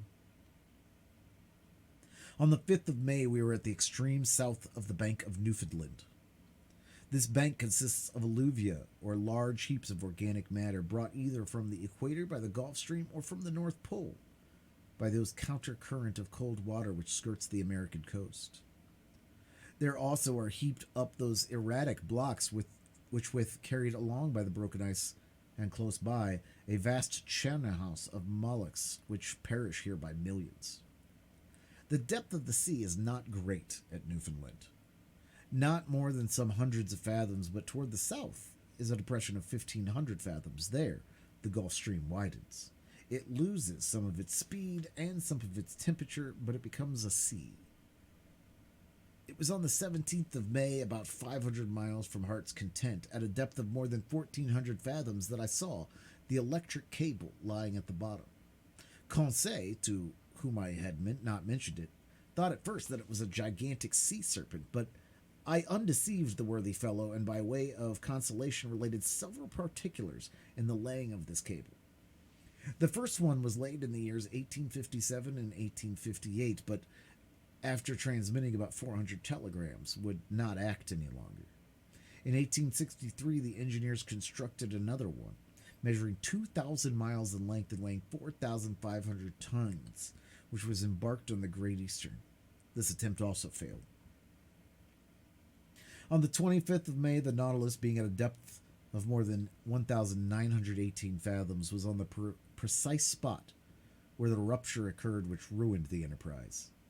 It was within 638 miles of the coast of Ireland, and at 2:30 in the afternoon they discovered that communication with Europe had ceased.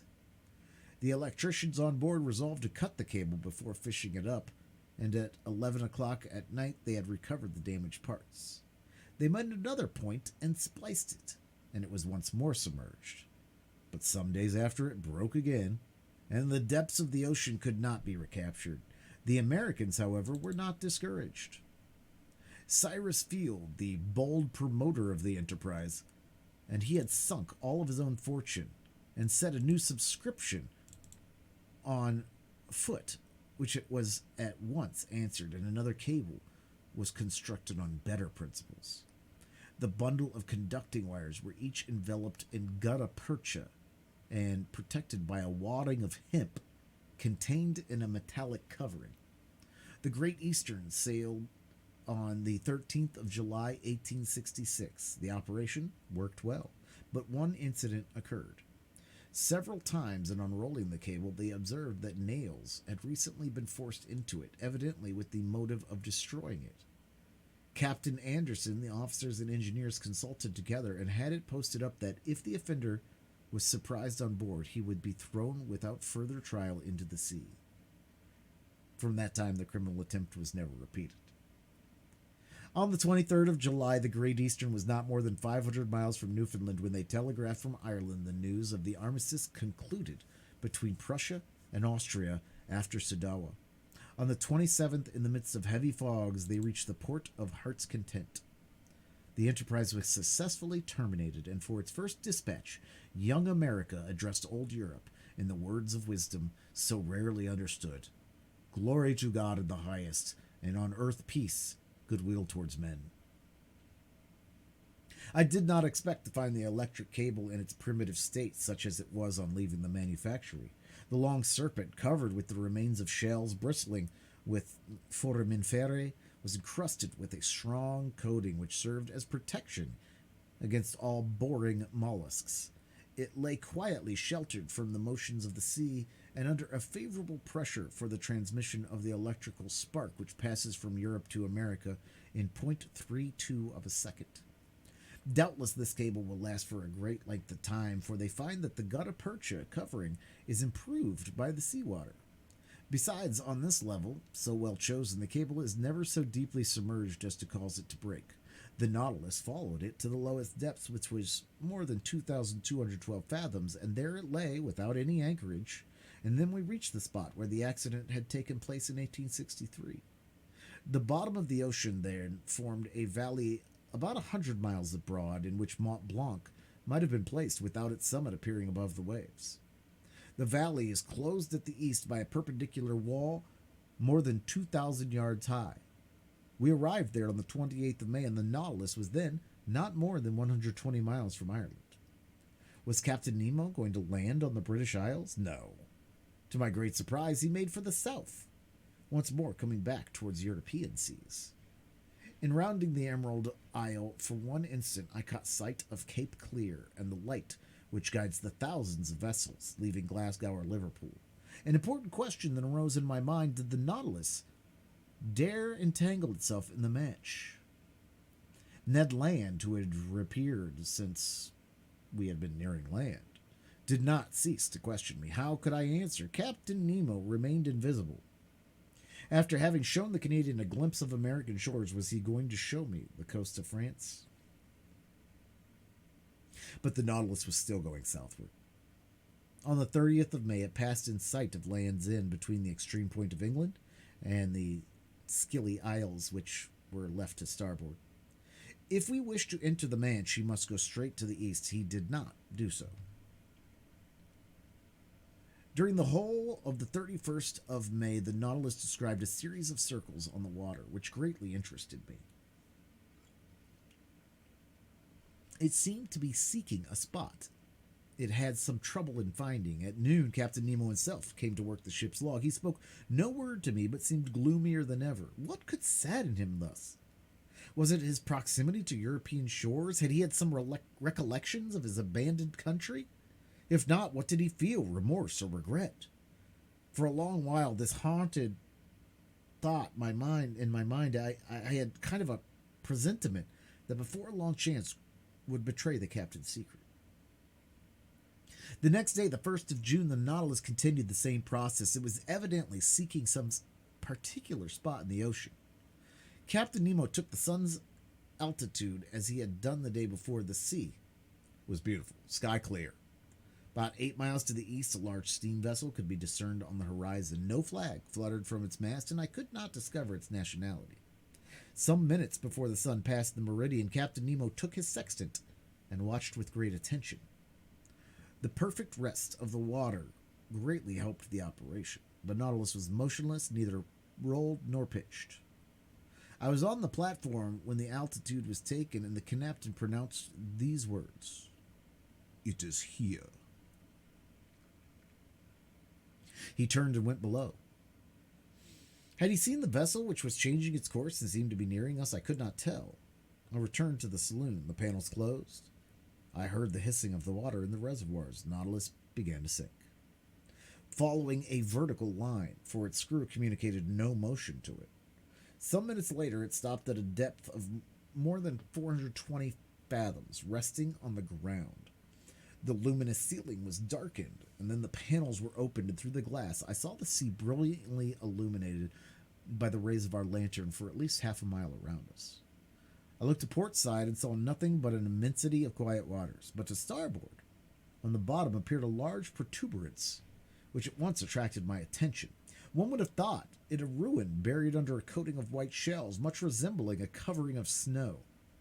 Upon examining the mass attentively, I could recognize the ever-thickening form of a vessel bare of its mast, which must have sunk.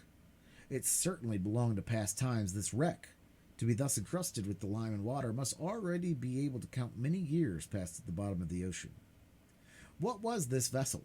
Why did the Nautilus visit its tomb? Could it have been aught but a shipwreck which had drawn it under the water? I knew not what to think, when near me in a slow voice I heard Captain Nemo say,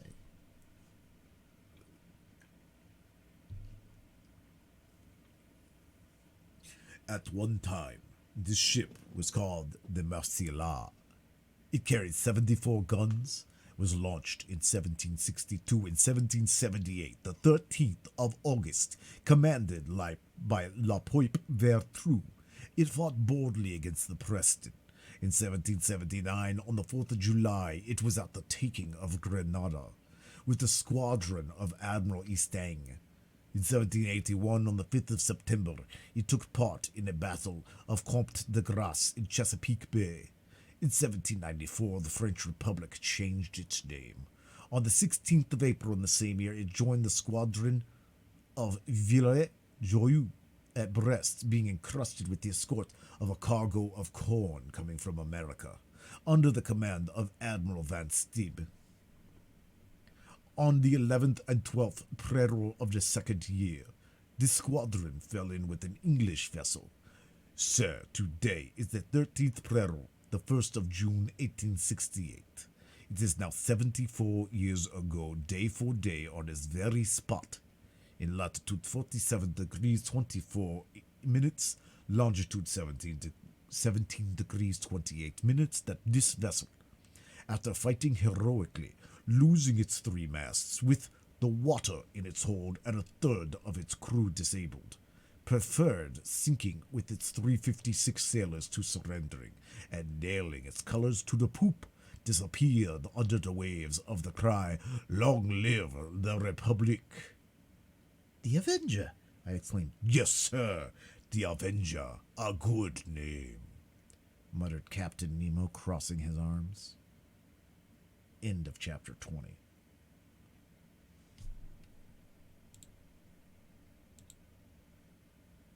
I am going to take a quick bathroom break. BRBs. BRBs.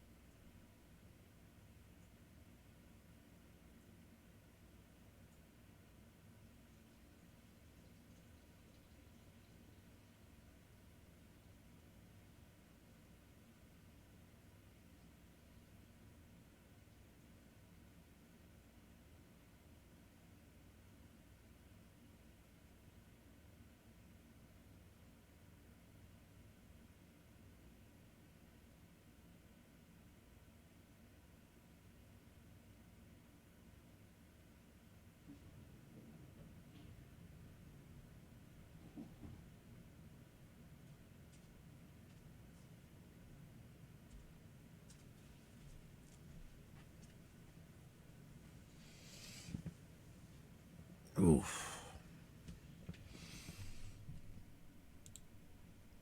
Pardon the break. I drink so much water during these streams.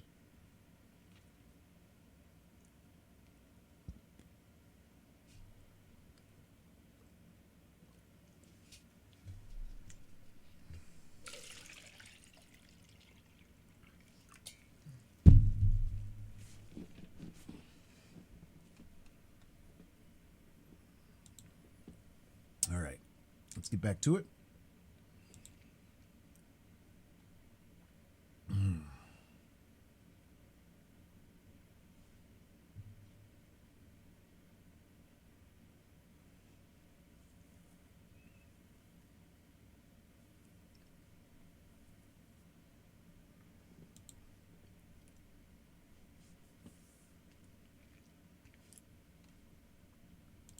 Chapter 21, A Hecatomb.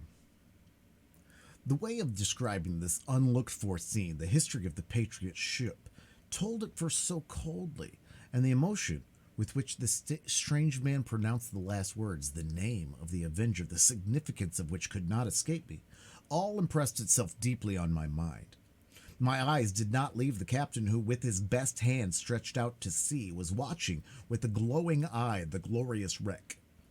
Perhaps I was never to know who he was, from whence he came, or where he was going, but I saw the man move, and apart from the savant, it was no common misanthropy which had shut Captain Nemo and his companions within the Nautilus, but a hatred, either monstrous or sublime, which time could never weaken. Did this hatred still seek for vengeance? The future would soon teach me that, but the Nautilus was rising slowly to the surface of the sea, and the form of the Avenger disappeared by degrees from my sight. Soon a slight rolling told me that we were in the open air. At that moment a dull boom was heard. I looked at the captain. He did not move. "Captain," said I. He did not move. I left him and mounted the platform. Conseil and the Canadian were already there. "Where did that sound come from?" I asked. "It was a gunshot," replied Ned Land. I looked in the direction of the vessel I had already seen. It was nearing the Nautilus, and we could see that it was putting on steam. It was within 6 miles of us. "What is that ship, Ned?" "By its rigging and the height of its lower mast," said the Canadian, "I bet she's a ship of war. May it reach us, and if necessary, sink this cursed Nautilus."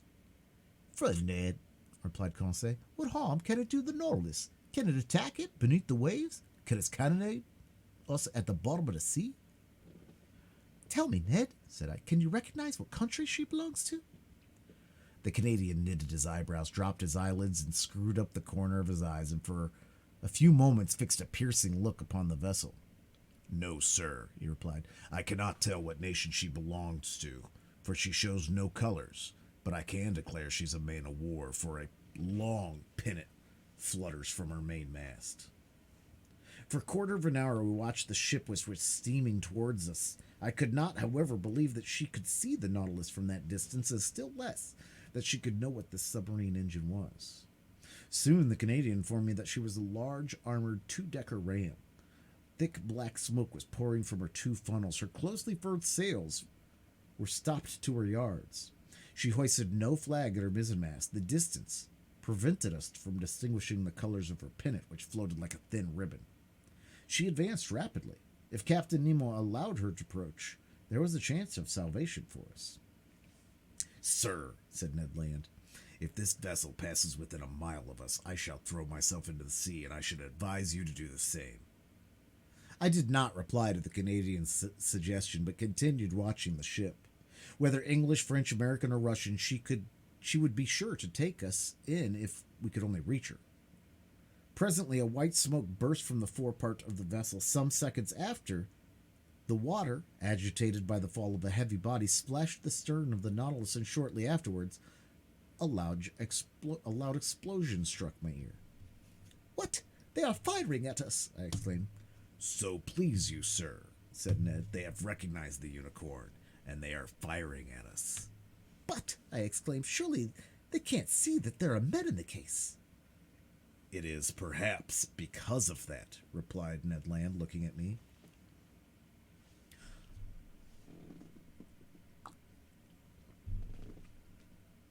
A whole flood of light burst upon my mind. Doubtless, they knew now how to believe the stories of the pretended monster. No doubt, on board the Abraham Lincoln, when the Canadian struck it with the harpoon, Commander Farragut had recognized in the supposed narwhal a submarine vessel more dangerous than a supernatural cetacean.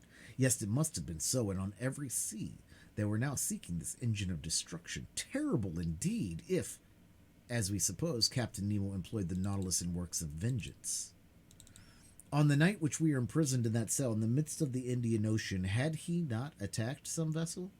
The man buried in the coral cemetery, had he not been a victim to the shock caused by the Nautilus? Yes, I repeat it must be so. One part of the mysterious existence of Captain Nemo had been unveiled, and if his identity had not been recognized, at least the nations united against him were no longer hunting a chimerical creature, but a man who had vowed a deadly hatred against them. All the formidable past rose before me. Instead of meeting friends on board the approaching ship, we could only expect pitiless enemies. But the shot rattled about us. Some of them struck the sea, ricocheted, losing themselves in the distance, but none touched the Nautilus. The vessel was not more than 3 miles from us. In spite of the serious cannonade, Captain Nemo did not appear on the platform, but if one of the conical projectiles had struck the shell of the Nautilus, it would have been fatal. The Canadian then said, "Sir, we must do all we can to get out of this dilemma. Let us signal them. They will then perhaps understand that we are honest folks." Ned Land took his handkerchief to wave in the air, but he had scarcely displayed it when he was struck down by an iron hand and fell, in spite of great strength, upon the deck. "Fool!" exclaimed the captain. "Do you wish to be pierced by the spur of the Nautilus before it is hurled at this vessel?"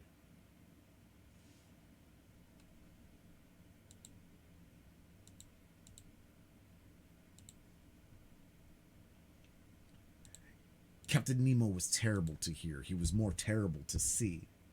His face was deadly pale, with a spasm at his heart. For an instant, it must have ceased to beat. His pupils were fearfully contracted. He did not speak. He roared as, with his body thrown forward, he wrung the Canadian's shoulders. Then, leaving him and turning to the ship of war, whose shot was still raining about him, he exclaimed with a powerful voice, "Ah, ship of an accursed nation, you know who I am. I do not want your colors to know you by. Look, and I will show you mine." And on the forepart of the Captain platform, Captain Nemo unfurled a black flag, similar to the one he had placed at the South Pole, and at that moment a shot struck the shell of the Nautilus obliquely without piercing it, and rebounding near the captain, was lost in the sea. He shrugged his shoulders and, addressing me, said shortly, Go down! You and your companions, go down! "Sir," I cried, "are you going to attack this vessel?" Sir, I am going to sink it. "You will not do that." I shall do it, he replied coldly, and I advise you not to judge me, sir. Fate has shown you what you ought not to have seen. The attack has begun. Go down.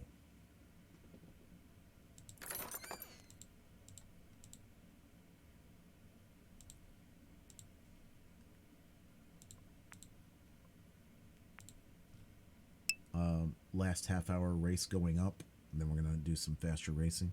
Play to play.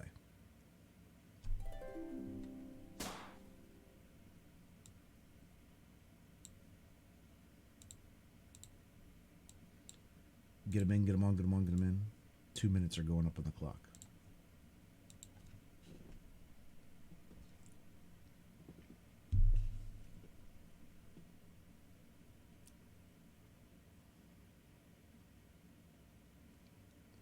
Type exclamation point play. 2 minutes.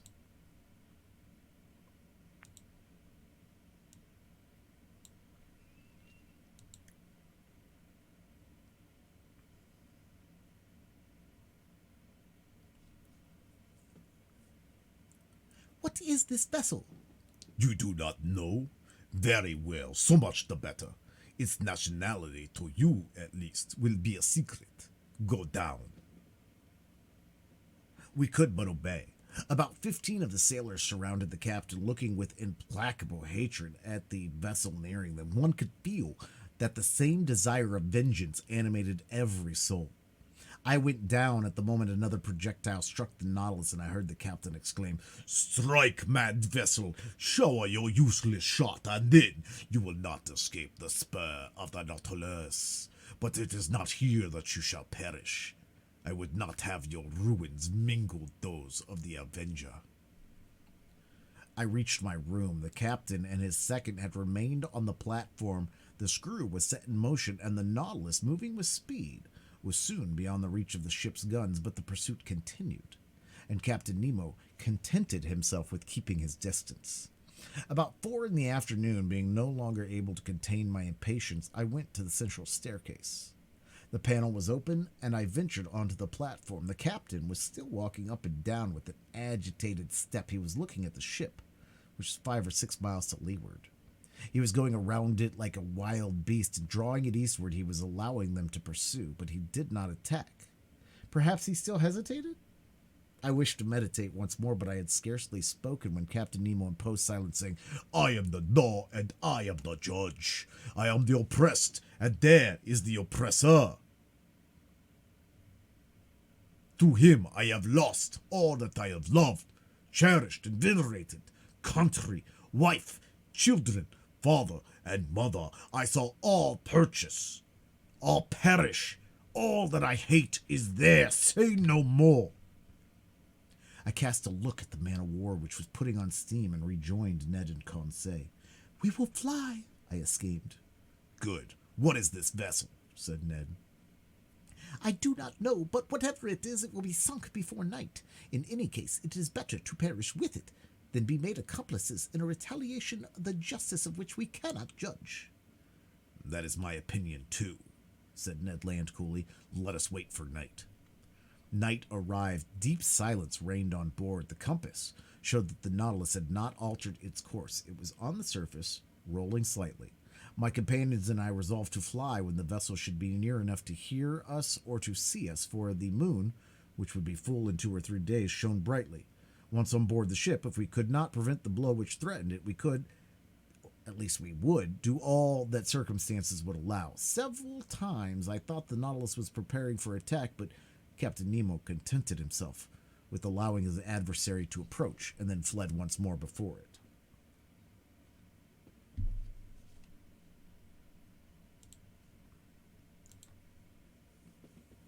Part of the night passed without any incident.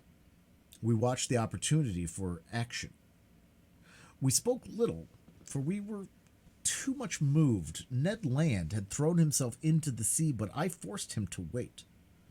According to my idea, the Nautilus would attack the ship at her waterline, and then it would not only be possible, but easy to fly. At 3 in the morning, full of uneasiness, I mounted the platform. Captain Nemo had not left it. He was standing at the forepart near his flag with a slight breeze displayed above his hay. He did not take his eyes from the vessel. The intensity of his look seemed to attract and fascinate and draw it onward more surely than if he had been towing it. The moon was then passing the meridian.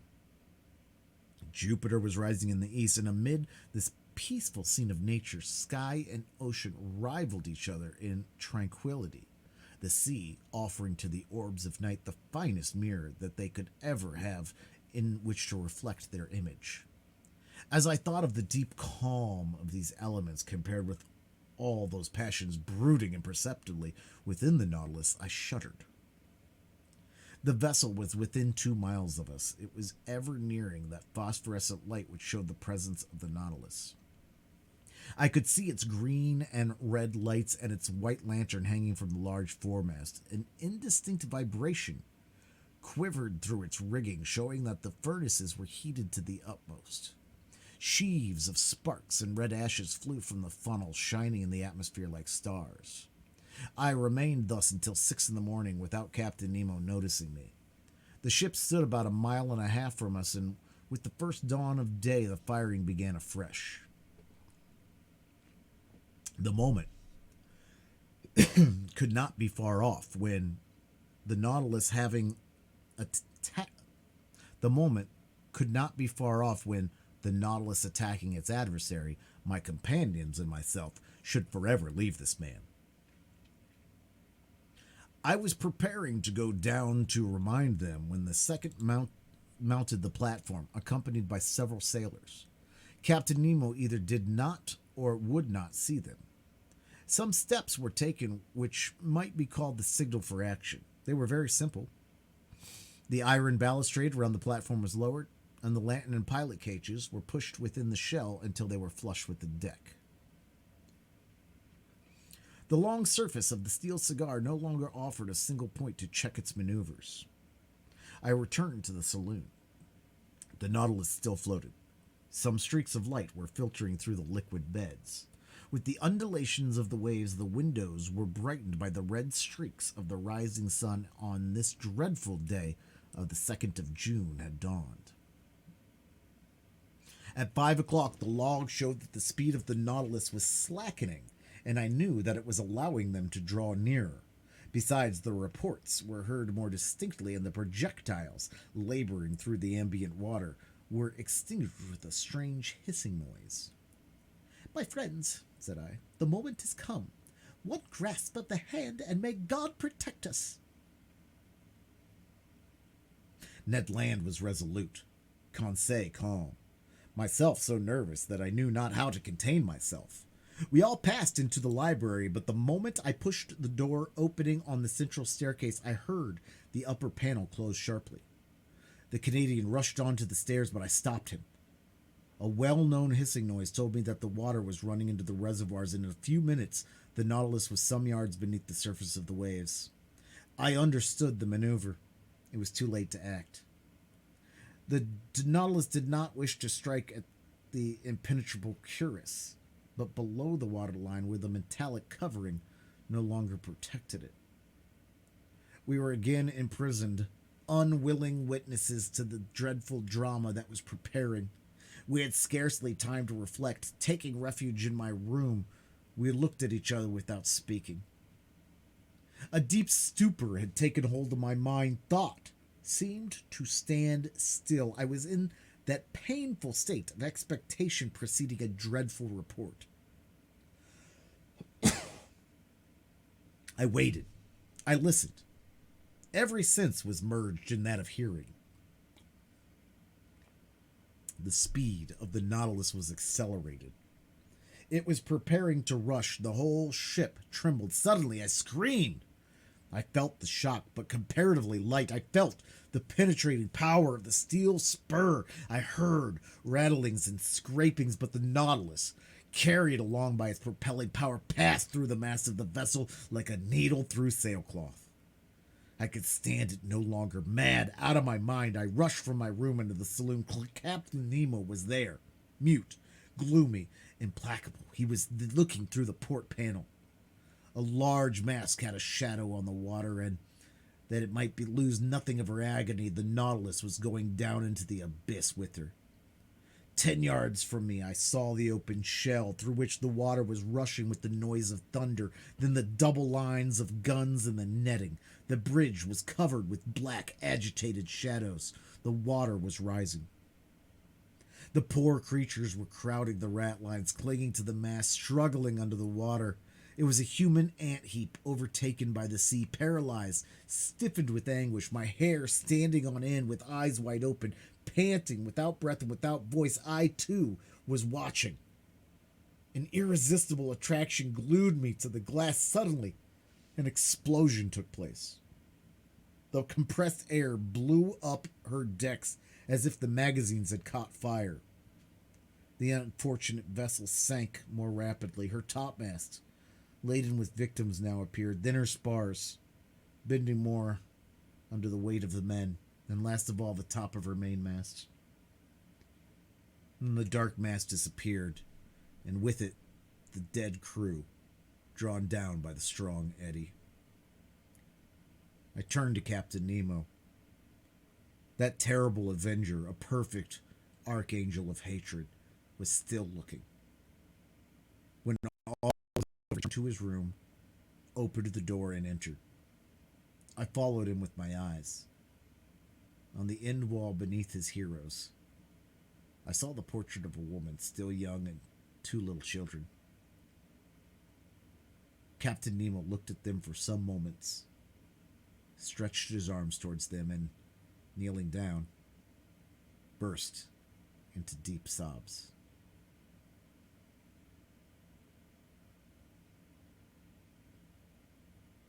End of chapter 21.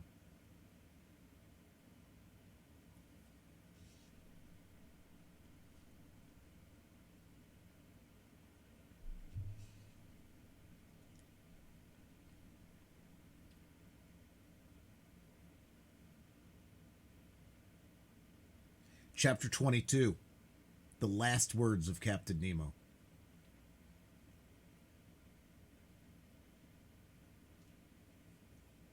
The panels had closed on this dreadful vision, but light had not returned to the saloon. All was silence and darkness within the Nautilus. At wondrous speed, 100 feet beneath the water, it was leaving this desolate spot. Whither was it going? To the north or south? Where was the man flying to after such dreadful retaliation? I had returned to my room where Ned and Conseil had remained silent enough.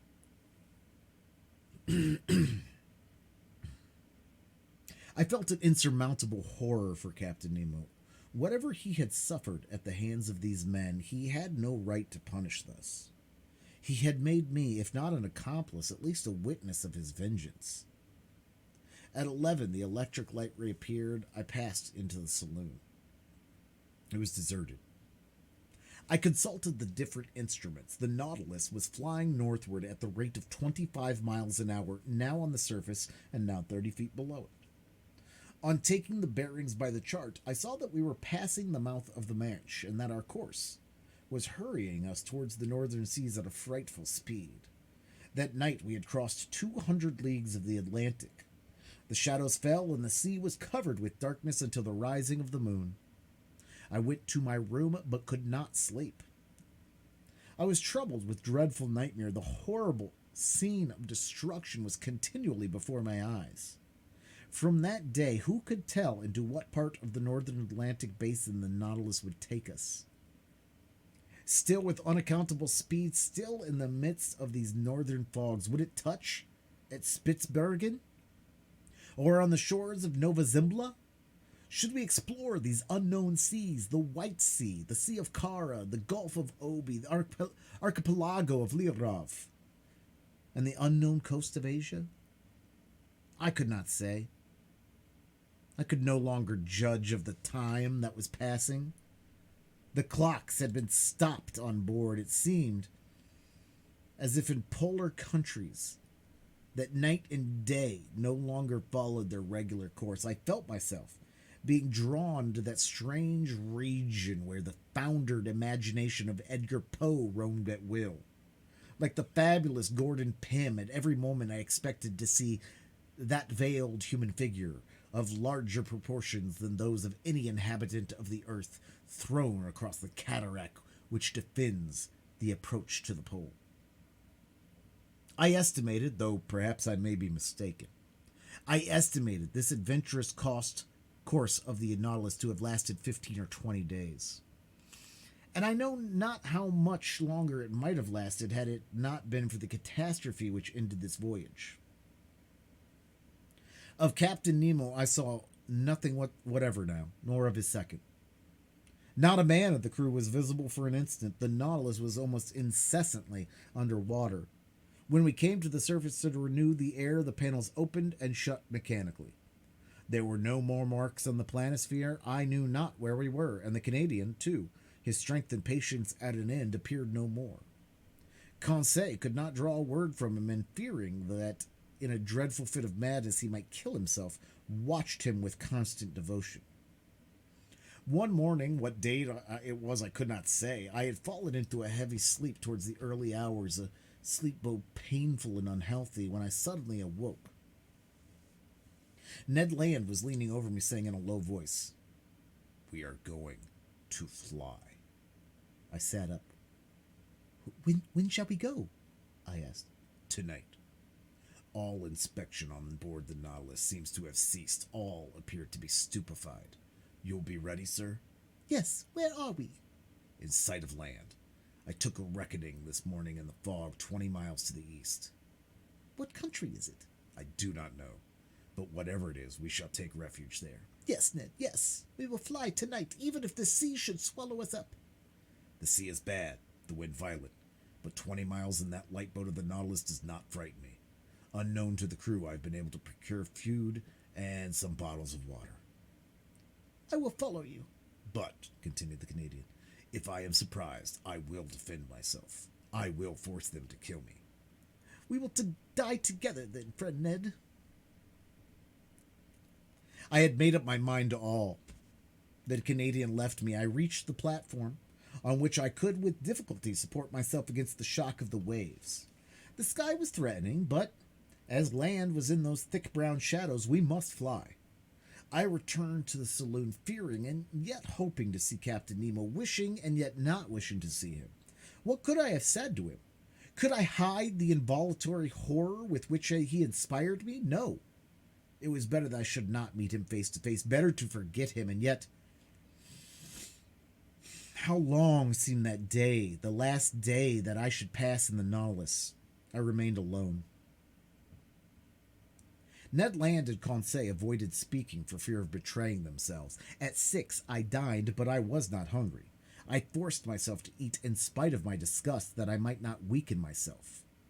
At 6:30 Ned Land came to my room, saying, "We shall not see each other again before our departure.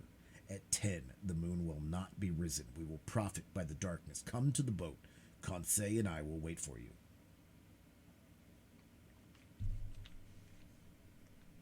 The Canadian went on without giving me time to answer. Wishing to verify the course of the Nautilus, I went to the saloon.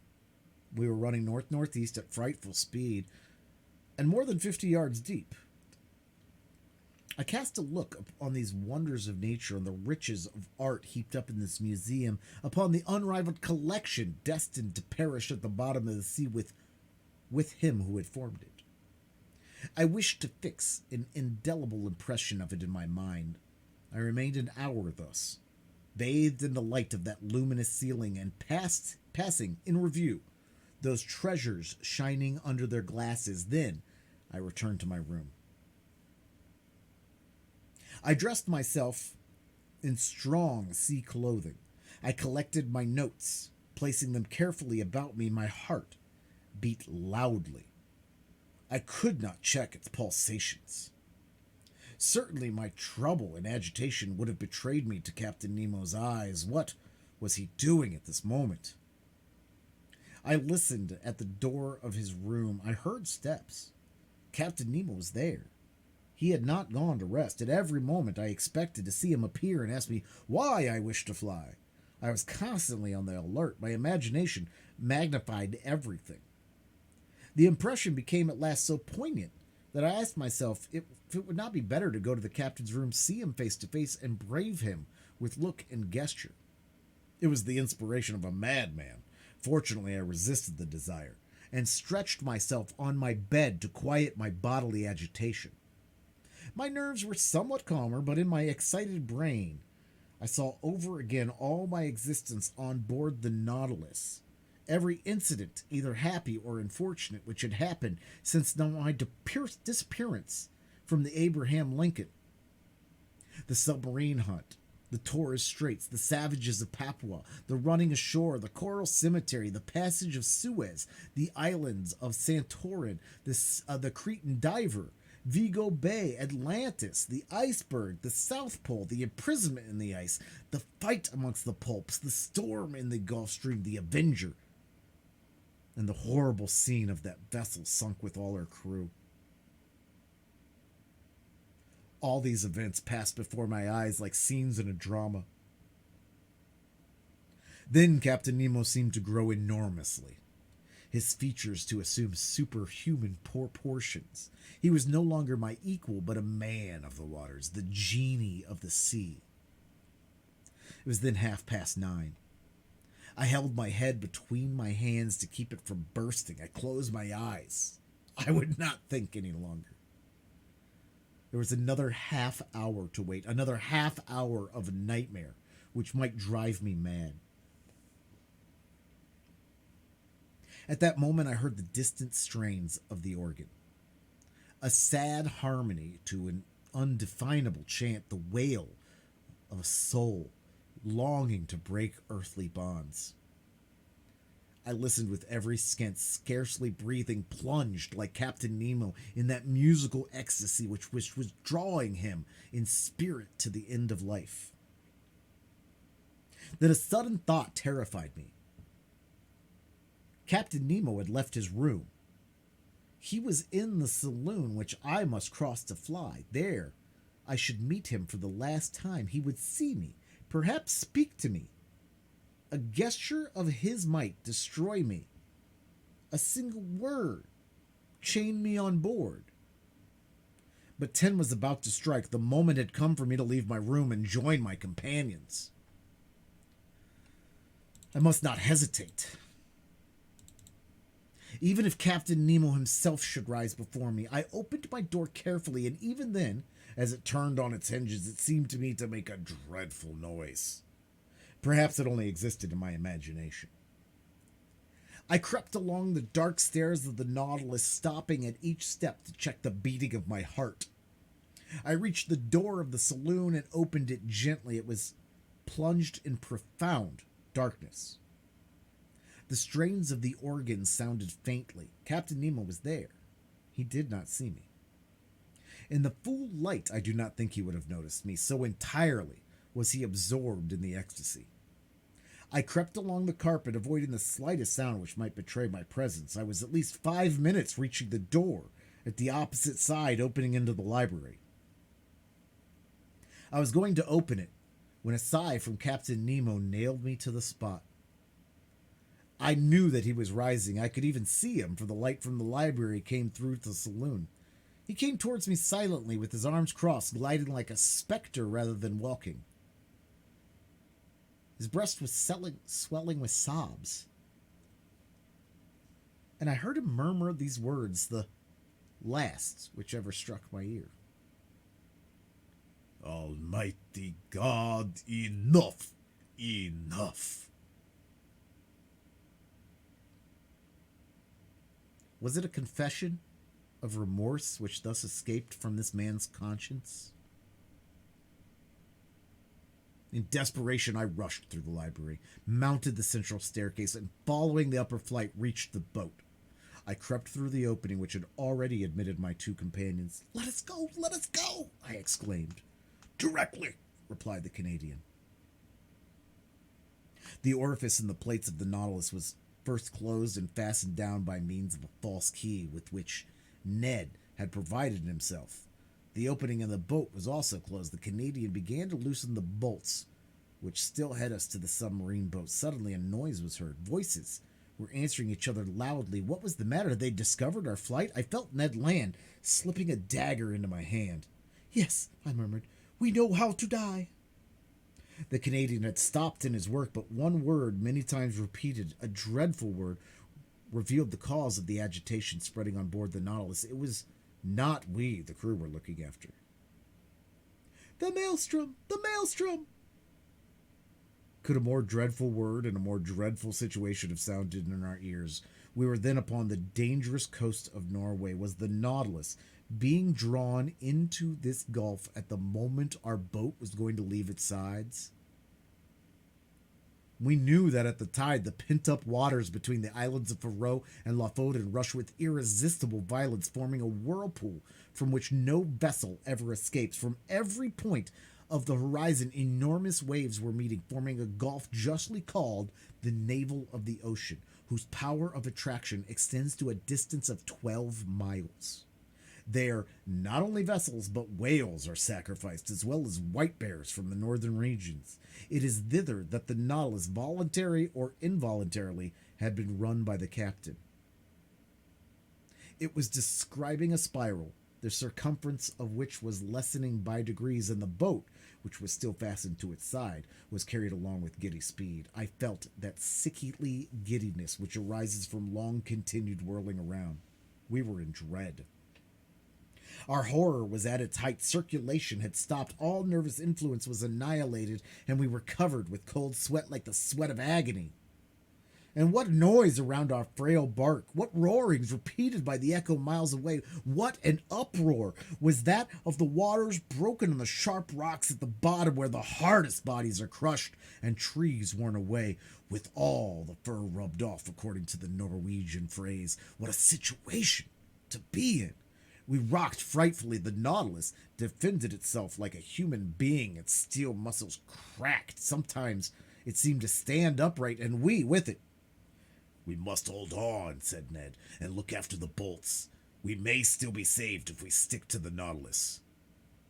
He had not finished the words when we heard a crashing noise. The bolts gave way, and the boat, torn from its groove, was hurled like a stone from a sling into the midst of the whirlpool. My head struck on a piece of iron, and with the violent shock, I lost all consciousness. End of chapter 22.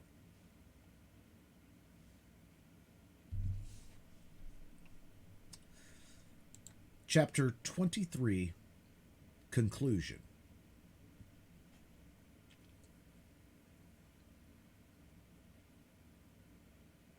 Thus ends the voyage under the seas. What passed during that night, how the boat escaped from the eddies of the maelstrom, how Ned Land, Conseil, and myself ever came out of the Gulf, I cannot tell. But when I returned to consciousness, I was lying in a fisherman's hut on the Lofoten Isles. My two companions, safe and sound, were near me, holding my hands. We embraced each other heartily. At that moment, we could not think of returning to France. The means of communication between the north of Norway and the south are rare, and I am therefore obliged to wait for the steamboat running monthly from Cape North. And among these worthy people who have so kindly received us, I revise my record of these adventures once more. Not a fact had been omitted, not a detail exaggerated. It is a faithful narrative of this incredible expedition in an element inaccessible to man, but to which progress will one day open a road.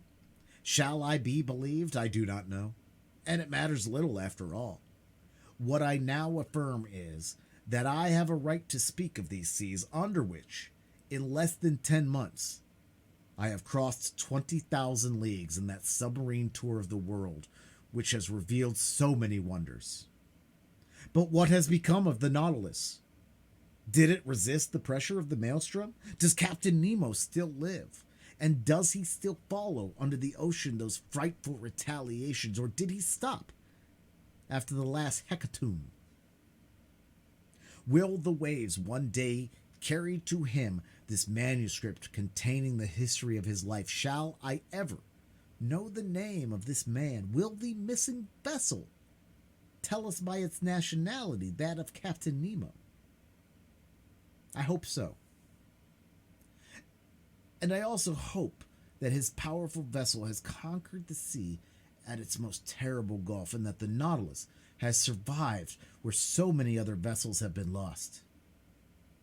If it be so, if Captain Nemo still inhabits the ocean, his adopted country, may hatred be appeased in that savage heart. May the contemplation of so many wonders extinguish forever the spirit of vengeance. May the judge disappear and the philosopher continue the peaceful exploration of the sea.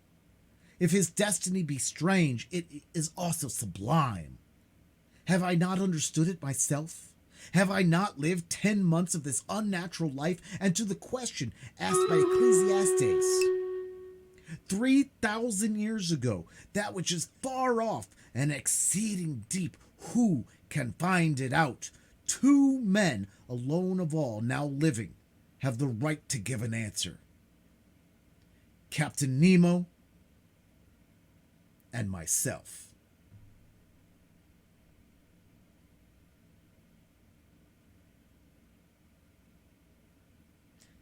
End of book.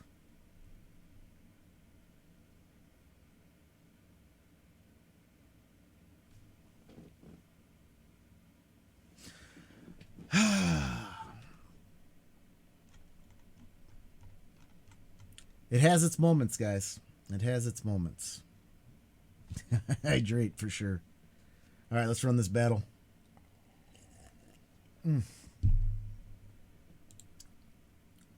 So, 20,000 leagues under the sea. 20,000 leagues under the sea. Done and done, guys.